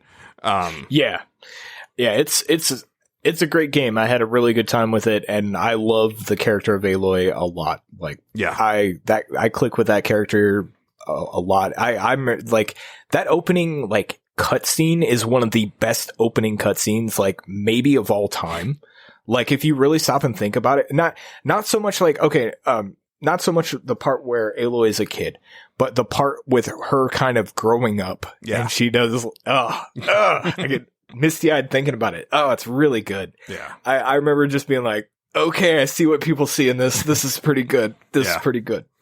Yeah. And just, you know, that's it for me. Yeah. Great writing, you know. Ashley Burch honestly, Ashley Burch is probably one of my favorite things of this generation. She just knocked it out of the park in everything she was in. Every character. God, she made my favorite character of the generation in Parvati. Jesus, man. Yeah. She did so good this generation. Yeah. Oh, man. Well, that's all my honorable mentions if you don't have any more. Well, I do have some more. You hit a couple of my big ones, but okay. I would like to give a special shout out to the We Made Julian Openly Weep Like a Baby club. And that club is like the membership includes Valiant Hearts from Ubisoft, Life is Strange Before the Storm from Don't Nod, and Spiritfarer from I forget the name of the studio, but Spiritfarer. Oh, yeah, that's a good question. Who made that? Jotun, I forgot that. But yeah, I feel bad about that because I played it so much this year. But not that it takes a lot to make Julian openly weep these days, but those were the ones where it was like uncontrollable. And then a couple other ones. Hellblade, Senua's Sacrifice is, you know, that is an experience, especially if you're playing it with the headphones, so you can really get that. Ooh, I should play that with the 3D Pulse headset on the PS5. That might be pretty cool. Oh, yeah. That would creep me out and make me super paranoid, though. I can't. That game's real darn good, and I can't wait for the sequel. And then last one, but it's actually one of the first games of the generation. I didn't want to forget it because I think it does something really cool that has still not been emulated, and that is Middle-earth: Shadow of Mordor. That is one of the games that I platinumed this generation, and I don't do that very often, and it was purely because I could not stop playing that game. I just thoroughly enjoyed the combat, the stealth. I think it's my favorite type of stealth where it's very forgiving because, one, the enemies are just dumb enough, but two, if they see you, it doesn't automatically kick off everything in the vicinity. Like, you have a chance to recover before everything goes to shit. And then, of course, the whole Nemesis system is such a cool thing that I want to see. I actively want to see that copied and replicated and improved upon. Because, as I've said, Zogdouche Ghoul Lover is like one of my all-time favorite bad guys in a game, and he's just a procedurally generated character that nobody else is ever going to see, but he truly was my nemesis, and every time that I ran afoul of him, I was like, Zogdouche, oh, you're going down. Yeah, that is such a cool system, and like, Watch Dogs kind of tries to do it. It doesn't do it that well though, but they attempted it. But like, those are two systems like going forward that I hope people like kind of build on, because that Watch Dogs system isn't perfect and it isn't that great, and that game is kind of bad in a lot of areas. But like, the idea that it was going for, and like some of the stuff that like if they flesh that out eventually, which I don't trust Ubisoft, they probably won't, but like if somebody fleshes that idea out, it will be really fucking cool. I think what you do is you do the Watch Dogs thing, but instead of being able to recruit every NPC in the world, you have them be special NPCs. Cause you can't, it's not every, orc in Mordor that is special and remembers you. It's certain captains, right?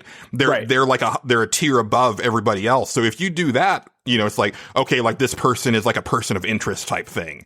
Right. But they're procedurally generated. And also because it's not everybody in the world, they can have more AI going on and they can remember things more and be more a part of the story. Yeah. You fill out the world with some generic dudes, but yeah, ultimately the people of interest that could work. Man. Yeah, I don't know how you do it, but somebody do it. Yeah, please. It'll be cool. I really wanted to play Watch Dogs Legion. I thought it looked really cool, and then it wasn't, or at least not the cool that I was hoping it was going to be. I might play it when it gets really cheap just to give it a go, but yeah, I trust Justin. Yeah, I was gonna say I would play it when it gets cheap and give it a try because it's neat to see the systems in action. But there's enough jank there that really frustrates me. Yes. All right. Well, that's all I've got. So I think it's time for a really epic drum roll.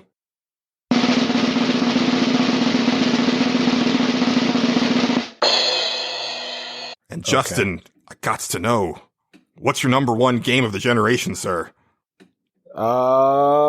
It's The Quiet Man. No, it's not. It's The Witcher 3. Okay. Man, okay. Cause if it wasn't, I was gonna be like, yeah, what the fuck, dude?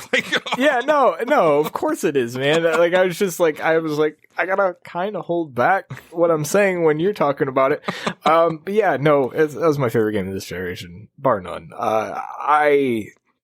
I loved it the first time I played it, and I played it at release on PlayStation 4, and it was I remember it being a little buggy and stuff here and there, but kind of like Cyberpunk is now, right? Mm-hmm. But at the same time, if you get me into something, I will ignore a lot of that. I will not, I can bear with it. It's totally fine. And I had a blast playing through it the first time. So much so that every fantasy game I played after The Witcher 3, I was just oh, this reminds me. And it was funny because I had forgotten a lot of the parts of The Witcher 3 until I played it, recently. I was just oh, this part in this game, it reminds me of something. I can't I remember you go to this building and you're going through the building, right? And then this you're looking for a guy and he did some bad stuff. I can't remember exactly. And then I play The Witcher. I was oh, this is the scene that I constantly remembering. And, so yeah, it definitely left an imprint on my brain. It has its faults, like we were talking about before. It certainly does. It's not the world's most perfect game, but it is possibly one of I don't know if I'd say the most copied game this generation, but it's pretty close. Assassin's Creed started copying a lot of the side quest design. It's all over Odyssey. They don't even try to hide that they copied The Witcher 3 in that. I mean, even the new one kind of does Witcher stuff. That side quest design is it was oh, that's how we do these. Oh, got it. Okay, yeah, cool. And I'm glad that it's being copied because, for so long, side quests were literally just filler content. And it's yeah. I'm really just kind of doing this to check these boxes and fill out this list, and I'm not getting anything else out of it. And now it's oh no, you can actually make me care about this stuff in a really fundamental way, and I don't want to go back. Yeah, there's choices in The Witcher 3 that don't they aren't overall that important, right? There's certain little things here and there, when you're on a hunt or something and you decide oh, I'm gonna not kill this monster or whatever and let it do what it's doing because it's not actually hurting anybody. It's not actually that important overall. You can kill that thing and probably the same stuff will happen, but that game makes it feel like it's super important. Mm-hmm. Everything that you're doing is this is gonna matter. And you're well, cause also there's other things that don't seem that important that then have a huge consequence to the main storyline. Yes. It's yes. Oh no. What did I do? Yeah, for sure.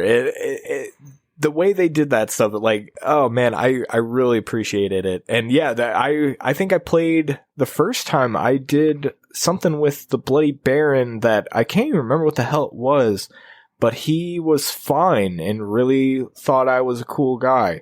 I can't remember exactly what happened.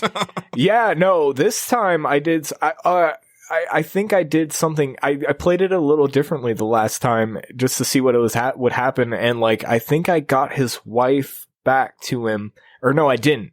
His wife was like real fucked up or something, and he went, and he was like, I gotta take her to a doctor, and then he disappeared from the game world forever because they went up in the mountains or something like that. Oh, interesting. Weird. He hung himself in my game. Yes, that's another ending that you can get. Yeah. Yes, there's a lot of weird. It's crazy, man. That game is really cool. There's one part of that whole Bloody Baron part that I think this might have been my fault, because there's a part where you find out that his daughter is like part of a cult or something like that, and I never got to like finish that or see where that goes. I did. So let me tell you what happens. Spoilers for The Witcher 3. She's part of the Sacred Flame. Yes, that was it. Those guys, the Eternal Fire or whatever the hell they are, the real asshole guys that hate they're just burning people and it's bad. She's part of them. And if you go and seek her out and bring her, I don't even think you seek her out. You go seek her out, and then she's already at the place where you're going. Like when you go to meet the three witches or whatever, she's already there, and then the Bloody Baron meets you there, and they have a big thing, and eventually I believe it ends with them sort of reconciling over the mother who's very fucked up. That's how I can't remember exactly how I played it. There's so many little. That's why I love this game. There's so many little weird things that, like, oh, if I would have done this differently, it would have been like this. It's a neat game. I really, really like it. I was into that game, and then playing the DLCs was just like icing on the cake this last time, because those DLCs are just so good. Hearts of Stone has a quest in there where I'll tell you what happens. Okay. A guy gives you these tasks to do, right? And they are impossible tasks for you to do. That's why he gives them to you. Because he's like, I don't want you to do this thing, but here's what you got to do. All right. If you do this thing, then I don't remember the exact reason, but he's like, give my brother the time of his life. And you're like, okay, that sounds easy. And then you go and learn that his brother is dead.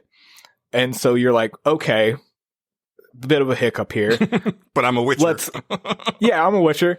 Let's bring his ghost back. We'll talk to his ghost. So you start talking to his ghost, and he's like, oh, you're going to take me out on a thing. He's like, and Geralt's like, yeah, I got to go to like a wedding. Do you want to go to that? Like, that might be fun. And he's like, okay. He's like, yeah, that sounds great. A wedding. I love weddings. And this guy, I should mention, is Geralt on opposite day. Everything about him is opposite. Okay. And he's like, okay, well, let's go to the wedding. He's like, I'm not going as a ghost. Like, I can't have fun like that. No, I need a body, and I'm taking over your body. And it's like, all right, man, let this go. So this ghost takes over Geralt, and you're playing as the ghost in Geralt. All your dialogues are his dialogues. Nice. And it's like I said, it's him on opposite day. He has a whole different swagger. It's the same voice actor, but it's a total different type of talking and just like having fun and cutting loose and doing all this wild shit. Geralt has like a big goofy smile on his face. I was like, this is one of the funnest things I've ever seen in this game. It's so cool. I dig that. I had heard a little bit about that quest, and I can't wait to see it, because it reminds me of, I don't know if you played Fable 3, but there's a side quest where you basically end up living, or you basically end up being transported into somebody's D&D campaign. And it's a lot of fun because they're being the DM and they're narrating what's going on. Yes, I remember that. Yeah. I remember that now. I can't remember how that worked exactly, but I do remember that part. I think they would say like, oh, and then he was attacked by Hobbs, and then all of a sudden they like pop into existence, and it was a lot of fun, and I wish that the game had been more, not obviously like that exact thing, but like that tone. I wish that had been more present in the rest of the game. Yeah, but anyway. Right. that's besides the point. This one, but that quest is great. It's a lot of fun. It's a real, like, it's kind of just fun to see that character just being the exact opposite of himself. And I liked Shani, the one love interest, like, put it like this, like, if I weren't playing as Geralt, if I was playing as Justin the Witcher, that would be Shani. I'd quit butchering immediately and be like, yep, I'm going to hang out with you and do the doctoring thing. So that sounds fun. That's what we're doing. She was cool. Yeah. And yeah, Blood and Wine is just, it's like just this awesome fairy tale land. And it's just, it was such a neat breath of fresh air from the rest of the world. The other ones are just like dark and kind of evil. This has a darkness to it, but it also has like, I'm a knight of Toussaint and I am, very happy about my thing and we're going to have a jousting tournament and all that. And you're like, all right, this is fun. I don't know what it is about this, but it's really fun. And there's like, kings there's queens and the queen's a fucking badass. I wish she would have been a love interest. She was cool as shit. Her sister is though, so that's fine. Yeah, man, great game. I really dig it. It's my favorite thing I played all generation. It was up there before I played it a second time, and playing it a second time I was like, yeah, obvious problems aside, and there are obvious problems in there. Yeah. There's there's problems with all the games on our lists. I was just gonna say, I don't think there's a single perfect game in existence. I could find a thing I don't like about just about every video game ever. Except Super Metroid. Super Metroid actually is perfect. All right. That is the one that's as close to perfect as I can get. Like, that's the one where it's like, I have nothing bad to say about that game. I bet if I sat here and thought long enough, I could think of that game for me, but we don't have the time. Right. I don't know. We're only at an hour 40. Like, we've got the time. It's fine. It's fine. But yeah, Witcher 3 is my favorite thing I played this all generation. Oh, and also Ciri. I love Ciri. She's so good. She's my favorite. Please, for Witcher 4, make my Ciri game. Do it. I want it. She's great. Yeah. For as bad as they do, dirty as they do females in that game, Ciri is treated with a certain level of awesomeness, and she's a great character and super fun. I like the little moments where you play as her. Even her gameplay is just way more fun than Geralt's. Like, definitely. The way you're just like teleporting through dudes. Oh, if they do that for Witcher 4, I'm so into that. So yeah, because especially the way the Witcher 3 ends, like I really feel like, okay, like Geralt's story is done. So let me do more stuff in this world, but not necessarily as Geralt. And she's the perfect person to take up the mantle. I mean, they even go so far in the DLCs to be like, no, for real, this is the end of Geralt's story. Like, you're like, okay, cool, got it. Blood and Wine wraps that entire, like, it wraps that game up so well. It's really good. Yeah, I look forward to playing that probably next year sometime. Great game. I love it. Witcher 3, number 1 in my heart, in this generation. It's an excellent choice. Indeed. All right. Well, that's just down to me. We're going to close this thing out because my favorite game of the generation is. Oh boy. My favorite game of the generation is. You're going to have to speak up a little bit. I didn't hear what you said there. My favorite game of the generation is Death Stranding. There, I said it. That's fine. Okay, look, I have to have like all of the caveats. Like, no, we talked about this in a little. Again, we're doing these very close together. We talked about this like just the other day. Whereas like for me, my game is Nier, and Julian has Death Stranding. Totally get it. Well, we're just. I don't totally get it because even when I put it as game of the year for last year, I did it with great hesitation because I was like, am I really going to put this fucking game on my game at the top of my list? Like, what are we talking about? But I have not stopped thinking about Death Stranding this entire year. And And it's like, there's a lot of things. So let me just get this out. I'll repeat a lot of what I said last year for our Game of the Year stuff, is that, it is the most deeply flawed game I have played in a very long time. You know, we talked about how none of these games are perfect. It is the least perfect of any of these. Yeah. I wish I would have stopped playing it when I stopped playing it the first time. Right. Because I was like, that was a good place to stop when I was kind of mad at it. I should have stopped there and not pushed myself to the end, but I did it for reasons and I regret them. Yeah. You know, it's video games got too long this generation. That is one thing. And Death Stranding is too long. It needed an editor. There are parts of that game that either do not need to be there or they need to be drastically shortened. There's definitely some story stuff that, you know, gets retold in certain ways that does not need to be there.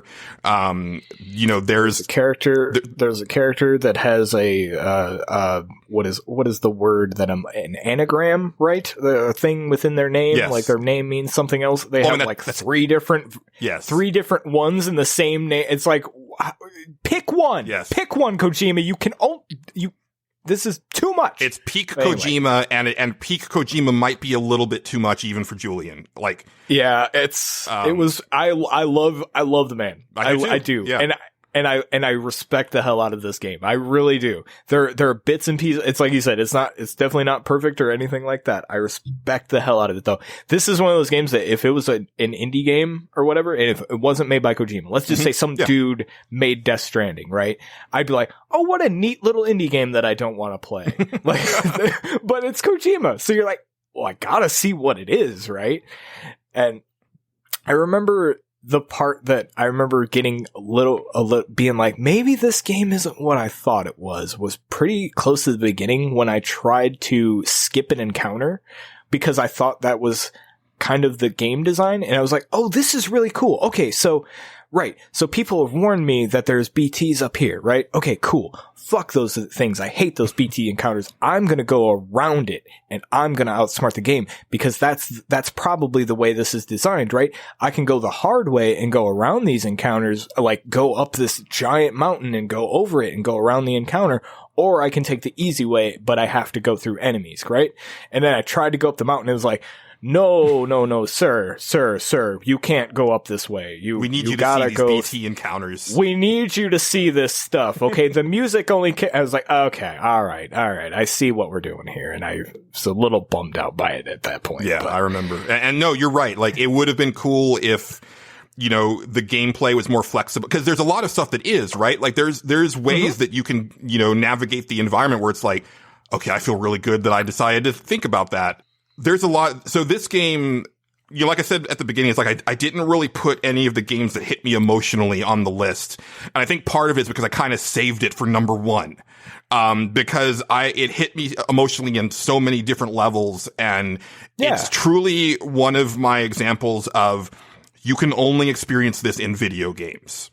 This doesn't work as a movie. This doesn't work as a graphic novel. This doesn't work as a book. Like, this only works as a video game.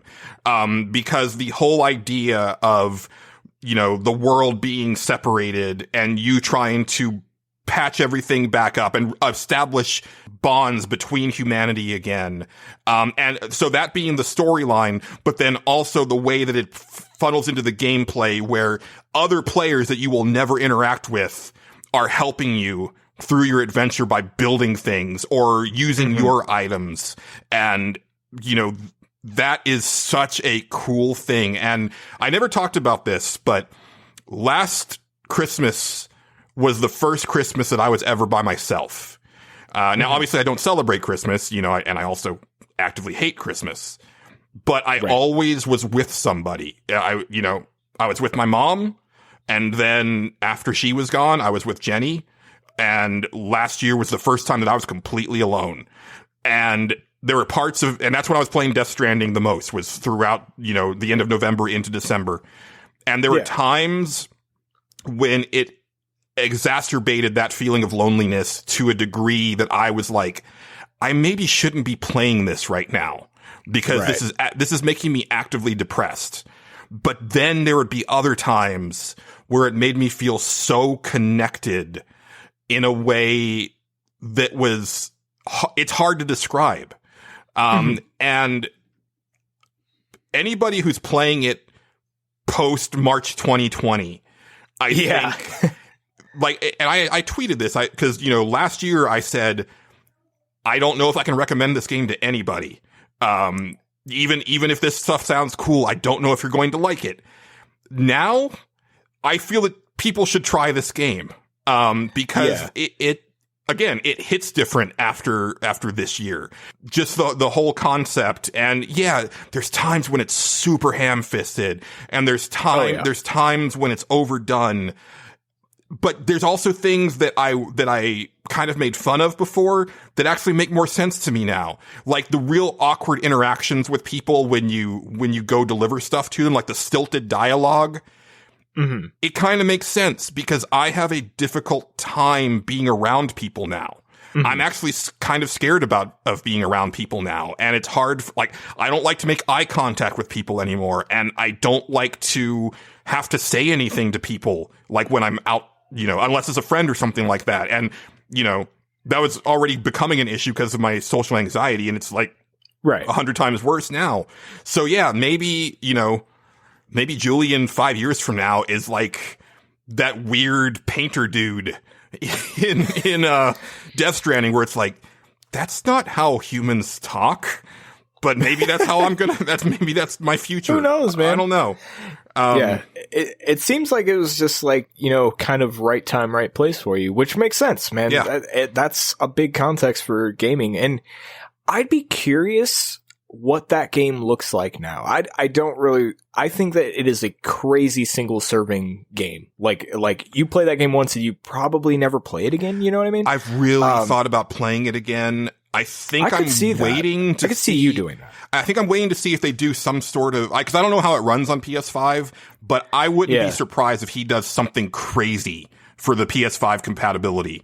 So I'm kind of waiting for that. But I will say that I was listening to, there's this podcast called How Did It Get Played that I discovered this year because of a Twitter follower. And they did Kojember. They did a whole month of Kojima games. And they ended it with Death Stranding. And it was their second time playing Death Stranding because it was actually their game of the year last year, which I was surprised to hear other people. I was going to say there was another podcast I listened to called Level Clear, and every single one of them had Death Stranding as their game of the year. There's like 3 or 4 of them. And you're not alone. The people that it hit for, it really hit for. Yeah. And that's great. Yeah. You know? And so I will say that, one of the hosts there, he said, he got back into the game and he was just doing his thing, right? And he got to this one, I forget what it was, some sort of, like shelter or something to help, something that you can build. Yeah. And he realized that it was his. And he saw that it had like 20,000 likes. And he was like, that is so cool that like this thing that I built a year ago has been used by so many people. And that is such an interesting thing about video games. That's also interesting because I was wondering about that aspect of the game, how they handled server stuff. Mm-hmm. Because a lot of that stuff like is supposed to degrade as things hit it and all and that sort of thing. I wondered how they handled that. So they leave that stuff there. Okay, I think some of it does degrade because you definitely get I got those messages like as I was playing the game where it'd say like, oh, this ladder that you made, is almost destroyed. But I think there's certain stuff in the beginning parts of the game that are just kind of there because I think they are trying to make things a little easier for you at the start. Yeah, I wonder. Well, yeah, I wonder if, like, as you go in the game, when you get to like the actual map in the game, I will say, mm-hmm. I wonder if they're taking and just being like, okay, these were the really popular things, like these got the most likes or whatever. Let's make sure going forward that this isn't kind of in everybody's game, so that they have this thing, or when you hit a certain point, because like if you don't do that, that without that connection is a totally different game. Yeah. Like, you know what I mean? And if you played it years down the road when nobody else is playing it and then all of a sudden everything's empty and you're not seeing all the stuff other players did, it's a totally different experience. Yeah. You know what I mean? And it kind of would defeat the purpose, I would believe, because that is one of the really cool things that game does. I I hope that's how they do it or something. I'd be really curious to know how that works. But I'll is let awesome. you know, Like, if because I at some point I am going to replay it, and I'll let you know if I come across any of my creations or anything like that. And like I literally just earlier today, I saw a video that Kojima Productions posted on YouTube. It was their 5-year anniversary video. And it's just Kojima saying thank you. And then they start playing that song from Churches. And they just start showing like a bunch of, it's a combination of people who worked on the game, people who were in the game, and then just, I think, fans. Just pictures of them with them holding their hand up, which was kind of like, kind of the thing of Death Stranding.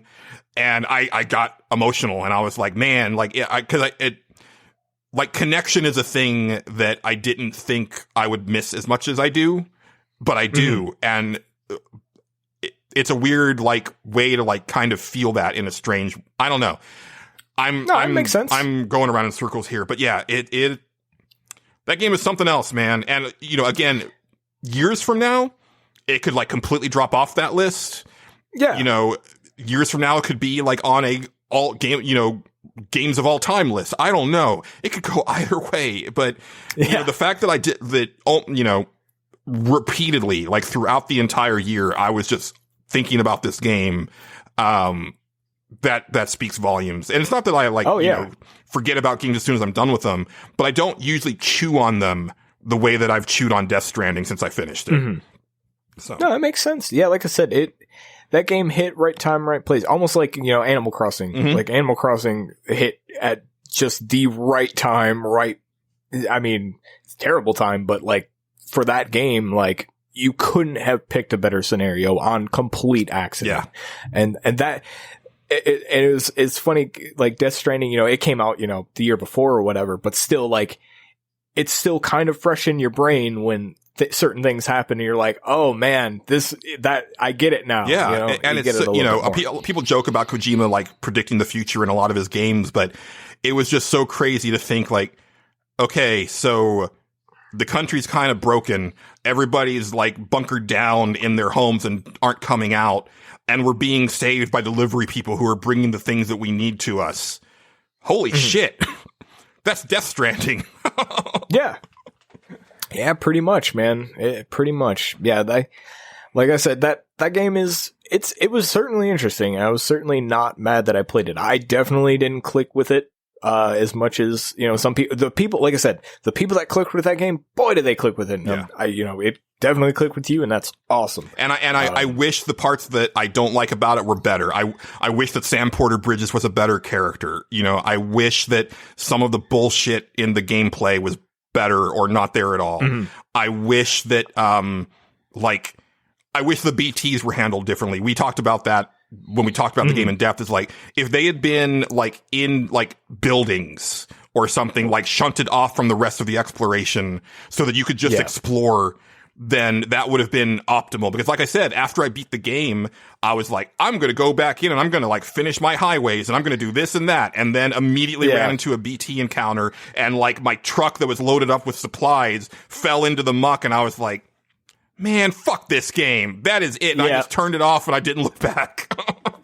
Yeah, that game definitely has like a couple like moments that I'm like, oh man, that was the shit. Like towards the end with the whale. Yes.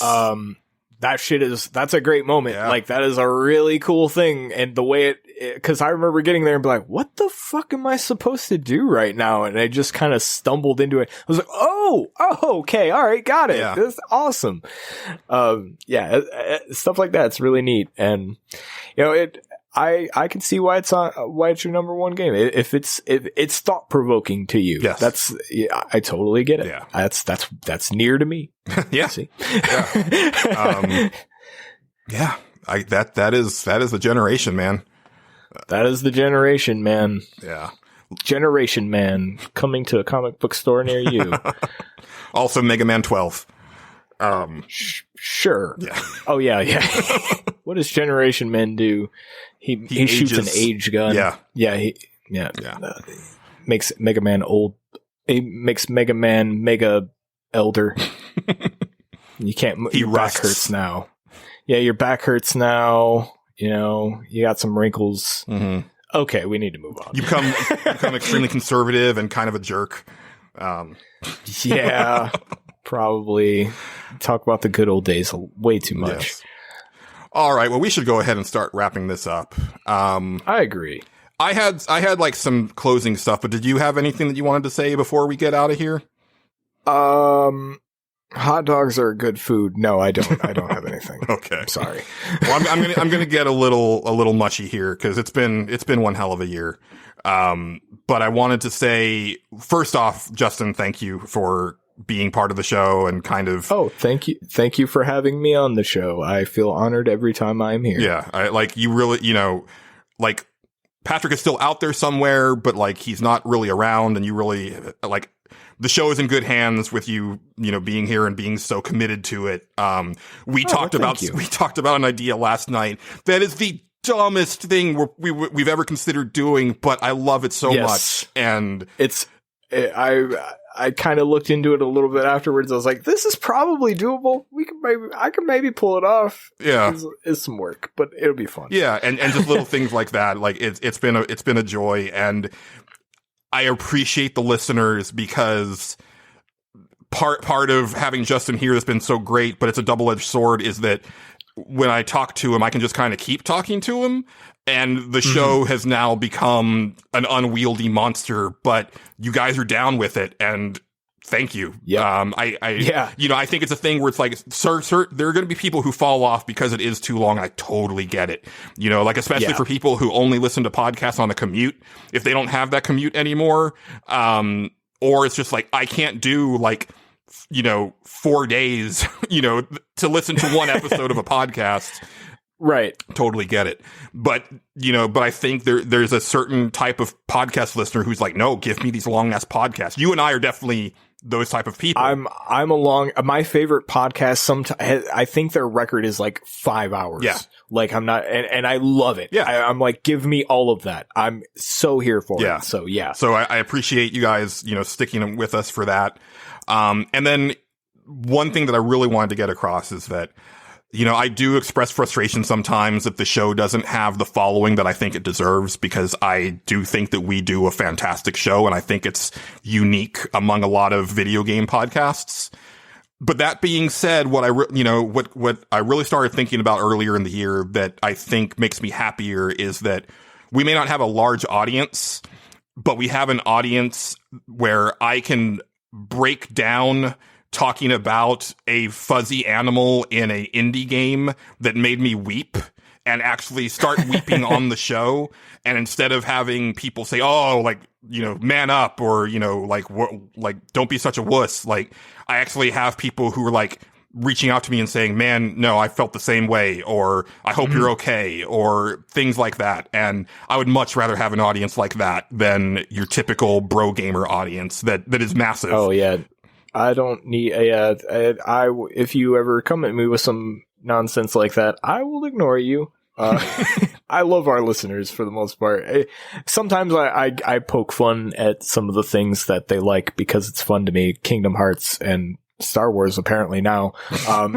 But yeah.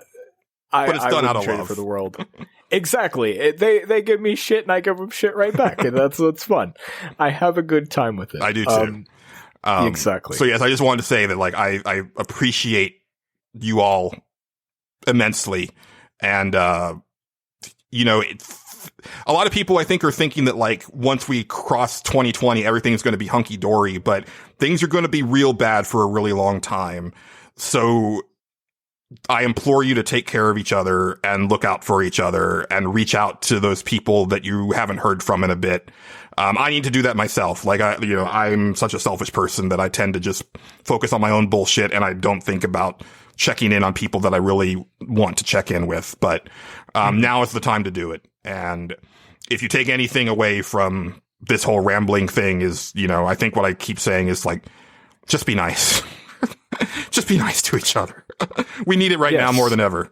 So, yeah, I think that's it. So I think we're going to go ahead and finally wrap this puppy up. Okay. So as always, you can find us on the Twitter.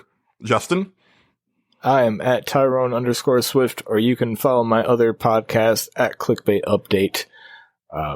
where we talk about internet lists. Yes. And Justin's sister is actually visiting right now, so I'm looking forward to that live in-person episode coming out soon. If the past few episodes that have come out, because like I said, we recorded, have some background noise, I apologize. My house is chaos right now.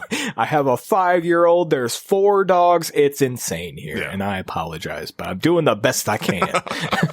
Yeah. And you can find me at Julian_Titus. You can find the show at NWPcast. If you like the show, consider rating and reviewing it and telling your friends. That's the best way to get the word out. And as always, our theme song, Relax, and interstitial tracks To the Max and Moody Grooves come to us from Megan McDuffie. Just look online for Megan McDuffie. You will find everything that she does. But that is going to do it for this episode of Nerds Without Pants. Oh, and I should say, this is the last episode of the year. If I didn't, I think I said that at the beginning of the show, but we're going to be gone for a bit. Yes. There is a music episode, but I have no idea when that's going to be done. And there's going to be a couple other things here and there, but we don't know when we're coming back because it's always kind of a nebulous thing. But we will be back. And I actually, we got episode 200 coming up very early in the year next year. So I want to do special stuff for that. It's going to be a good year. And like I said, we might be doing something really crazy with Cage Match moving forward. We'll figure it out. It might be wild. Yeah. And I might, during the hiatus, if I'm like, we need to put something on there because I demand it. I might, preview a thing I've been working on because it'll be entertaining to at least hear that. Yes. I can concur. Yes. But yeah, so that is going to do it for Nerds Without Pants and also for the year. Thank goodness. So for myself and Justin, thanks for listening. Keep it pantsless, internet.